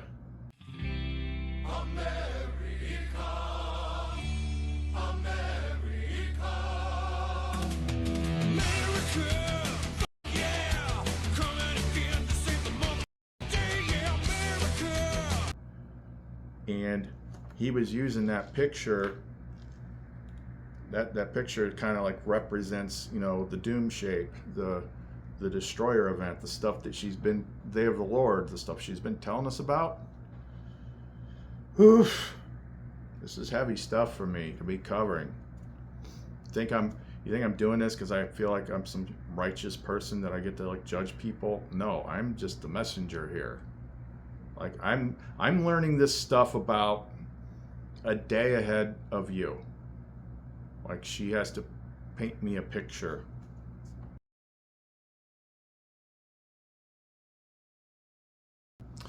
Okay, now I'm going to freestyle. Let's put this all together. So the thing that nobody wants to hear, that was just explained in great detail as to the why. See, when all you know is just like kindergarten level Christian coloring book knowledge, it's like, well, God just doesn't want people to have fun. But when she deciphers like the Gnostic teachings that they went out of their way to burn, it's teaching like how this all started, what it is that is the thing that keeps us stuck. Now, what I've found in working with people and my own growth is like that's the last thing that's the hardest to overcome. You can quit smoking, quit all sorts of stuff, but it's hardwired into your meat suit. So you have to go through all these big steps, removing the adversary and like indwelling the spirit, reconnecting to your lumen, before you start to overcome that. So it was a gradual thing for me that I detailed earlier in the video. It's like it starts with the decision to be done with outside relationships. Now, let me stop right there. Praying to the Father for wisdom and understanding about this is the best advice that I can give you, because I know that everyone's expecting me to give them an answer in analyzing whatever kind of personal relationships that they have. I can't do that. I can't do that. So only she can do that. That being said, as I was saying, some of the last steps before Lumen and Sophia were realized was the day that I said, I'm done with relationships and dating. I'm not going to I don't want to hook up with nobody. I don't want to, any of that stuff. That's what she was waiting for. That's when she gave me the last couple pieces that I needed, to clear my traumas, to fast from the world, and to shut down the programs, the negative programs. That's what got her out. But she was waiting. It's the law of vacuum. It's nature abhors vacuum. Like, she can't go in there unless you make space for her. So once I did that, things were set into motion, and she was like steering that for a while. So between the time that I was when the hard part of my hero's journey started, like several times I tried to have a relationship. One time, she actually found somebody for me for a short amount of time, because I was literally like at the end of my rope. I was still damaged. I was still hurt. I needed some sort of love. So she gave me a relationship for about a month or so. But once we started to get attached to each other, then she's like, no, not doing that. And then the last one that I had, there was a lot of magical effery going on with that one. She directly got involved and put an end to that. She put her foot down hard. And then she's like, knock it off. I'm trying to set you up with your partner. It's like, okay, message received. Once I had that, I was happier than I've ever been in my life. Happier than I've ever been in my freaking life. So this is where, even for me, it gets a little bit like, I'm confused. I'm confused. And it has to be explained. Because, yeah, if you're going by the rules that was set forth in the game, the rules of the game are supposed to be, like, nobody does this, but you're supposed to be like, both of you save yourselves until you find your partner. Then you get married, and then you stay together. That's the way it was set up to work. The world doesn't want to allow for that to happen.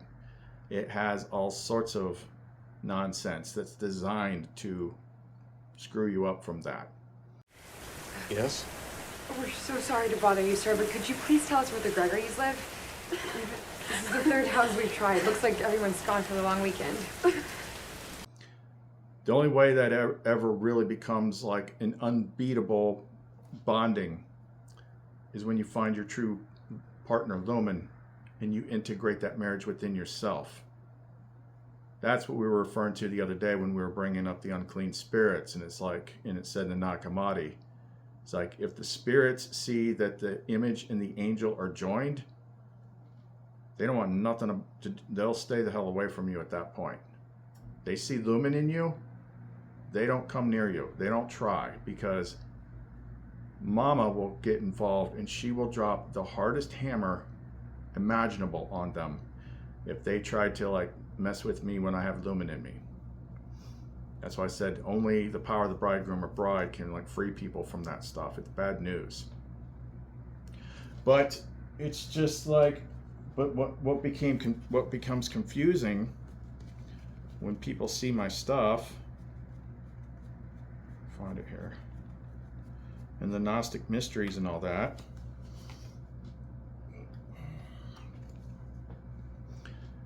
that's all detailed in the cards, the Lover's card.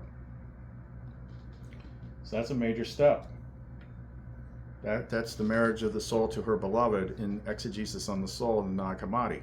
You literally go back to Eden, and Adam and Eve are reconnected. Now that's putting Eve back into you.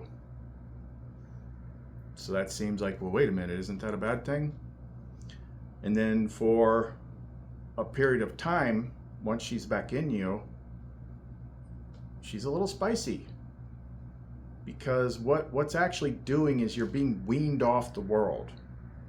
into spirit. And it gets tamer and tamer and tamer. And not only that, but by being with your true partner, like, you don't ever want regular people again. But eventually that fades and fades and fades and fades until, like, you'll then have another experience, which is like really hard to describe, in which you project somewhere, and it's like you're both light beings, and you just kind of like somehow connect to each other and merge, and becomes this big cycle of like, you know, euphoria-gasm. Like, there's no fleshy bits moving. You're just together. And it's better than like anything you could possibly imagine. So you're being changed. You're being weaned off the way the world does stuff and moved to the way spirit does stuff. But yeah, in the beginning, it's kind of crazy. And that's the thing that I had the hardest time struggling with. Because us, when we're in physical realm, like, that's the only framework we have for understanding, like merging with our partners. But it just kind of depends. So yeah, Lumen got a little frisky last night. I'm like, oh, wait, what? What's going on here? And once I finally had understanding the next day today, it was like, oh, we're going back to this how it all started Garden of Eden thing, so that I understand. Like, this is how it all started, so that you can actually put this information out there and people might possibly grab it. And that's why it's like the only thing, like when you pass all the tests, the only thing left is you're just enduring till the end. You're just crucifying the flesh. You're like, nope, not going to give you what you want. That's the hardest part for most people, because you're stuck in something that has that hardwired programming in it. That is why this place is so difficult, because nobody wants to hear that. Nobody wants to hear that. The world is a bad place, most of which you cannot see. And for a lot of people, that's the only kind of like happiness and like feeling good that they know. And that's the bait. A good metaphor for it, what I was just describing a minute ago about the two soul parts coming together. Wisdom told me one time, we were listening to like rock, it was like, I think the band's called, is like Nikki Sixx's other band's called 6 a.m. And he has this song called The Girl with the Golden Eyes, which isn't about Lumen, it's about heroin. But she was explaining to me, which I've never done heroin, she was explaining to me that that's why heroin is so addictive, is because that particular drug mimics what it feels like to be in a soul merger. But it's like a bad copy. It's the bait. That's why people try it and they can become instantly addicted to it. She's like, there's all sorts of crap like that in this world that just ensnares people constantly.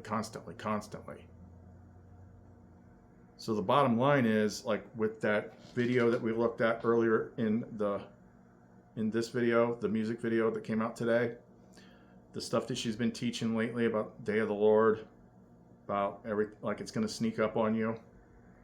She would not be pushing me to talk about this stuff if it wasn't really, really time sensitive.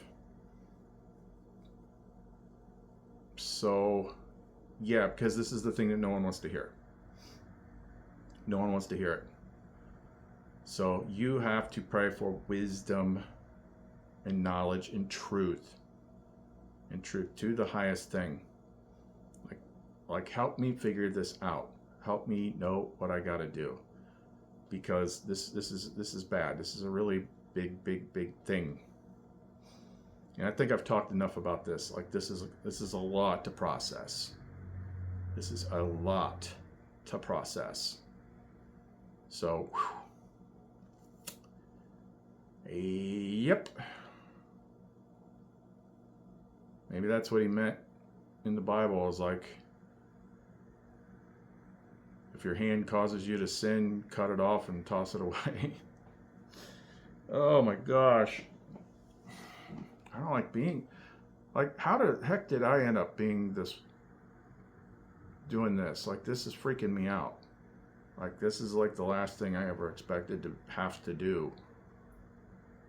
It's like, I feel like I should be wearing like some freaking burlap robe, have a beard.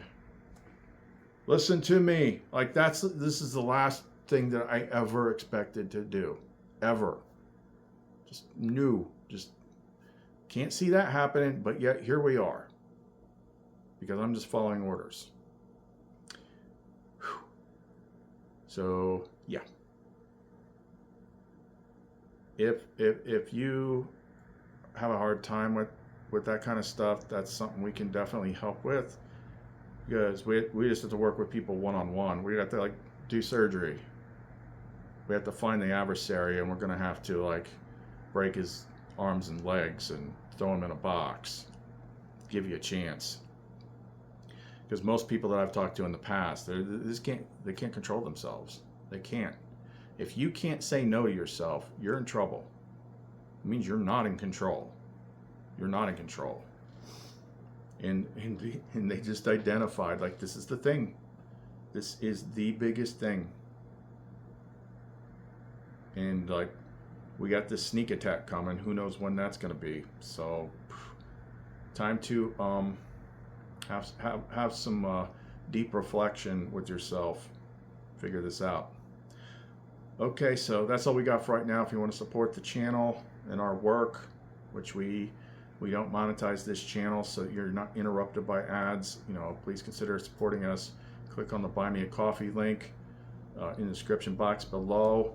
If you want any of our energy pendants or want to contact us about doing any kind of specific work, I don't know what needs to be done until I talk to you, and then she tells me, like, what we can do. Then you can contact us through our Etsy store, clumencreations.etsy.com. If you're triggered, just ask yourself, how well do you honestly know and understand your books before you go judging people and telling them that this is evil, this is the devil? When's the last time you were on Pornhub?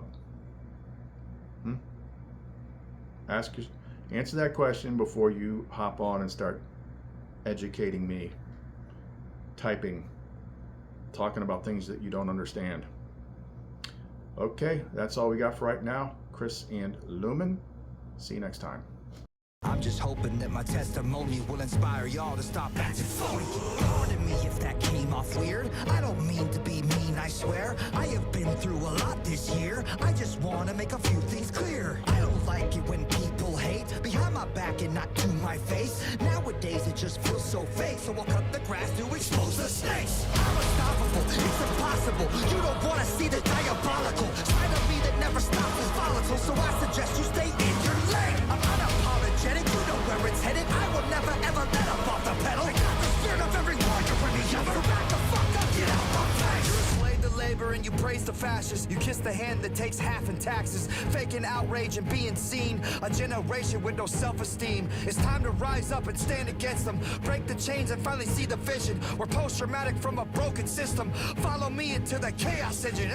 It's time to stand, it's time to fight. Don't be afraid to twist the knife. Your sacrifice to break the curse. Prepare to die, prepare to burn. Abandon hope, it's not enough, cause all our gods abandon us. Your sacrifice to break the curse, light the match, watch it burn.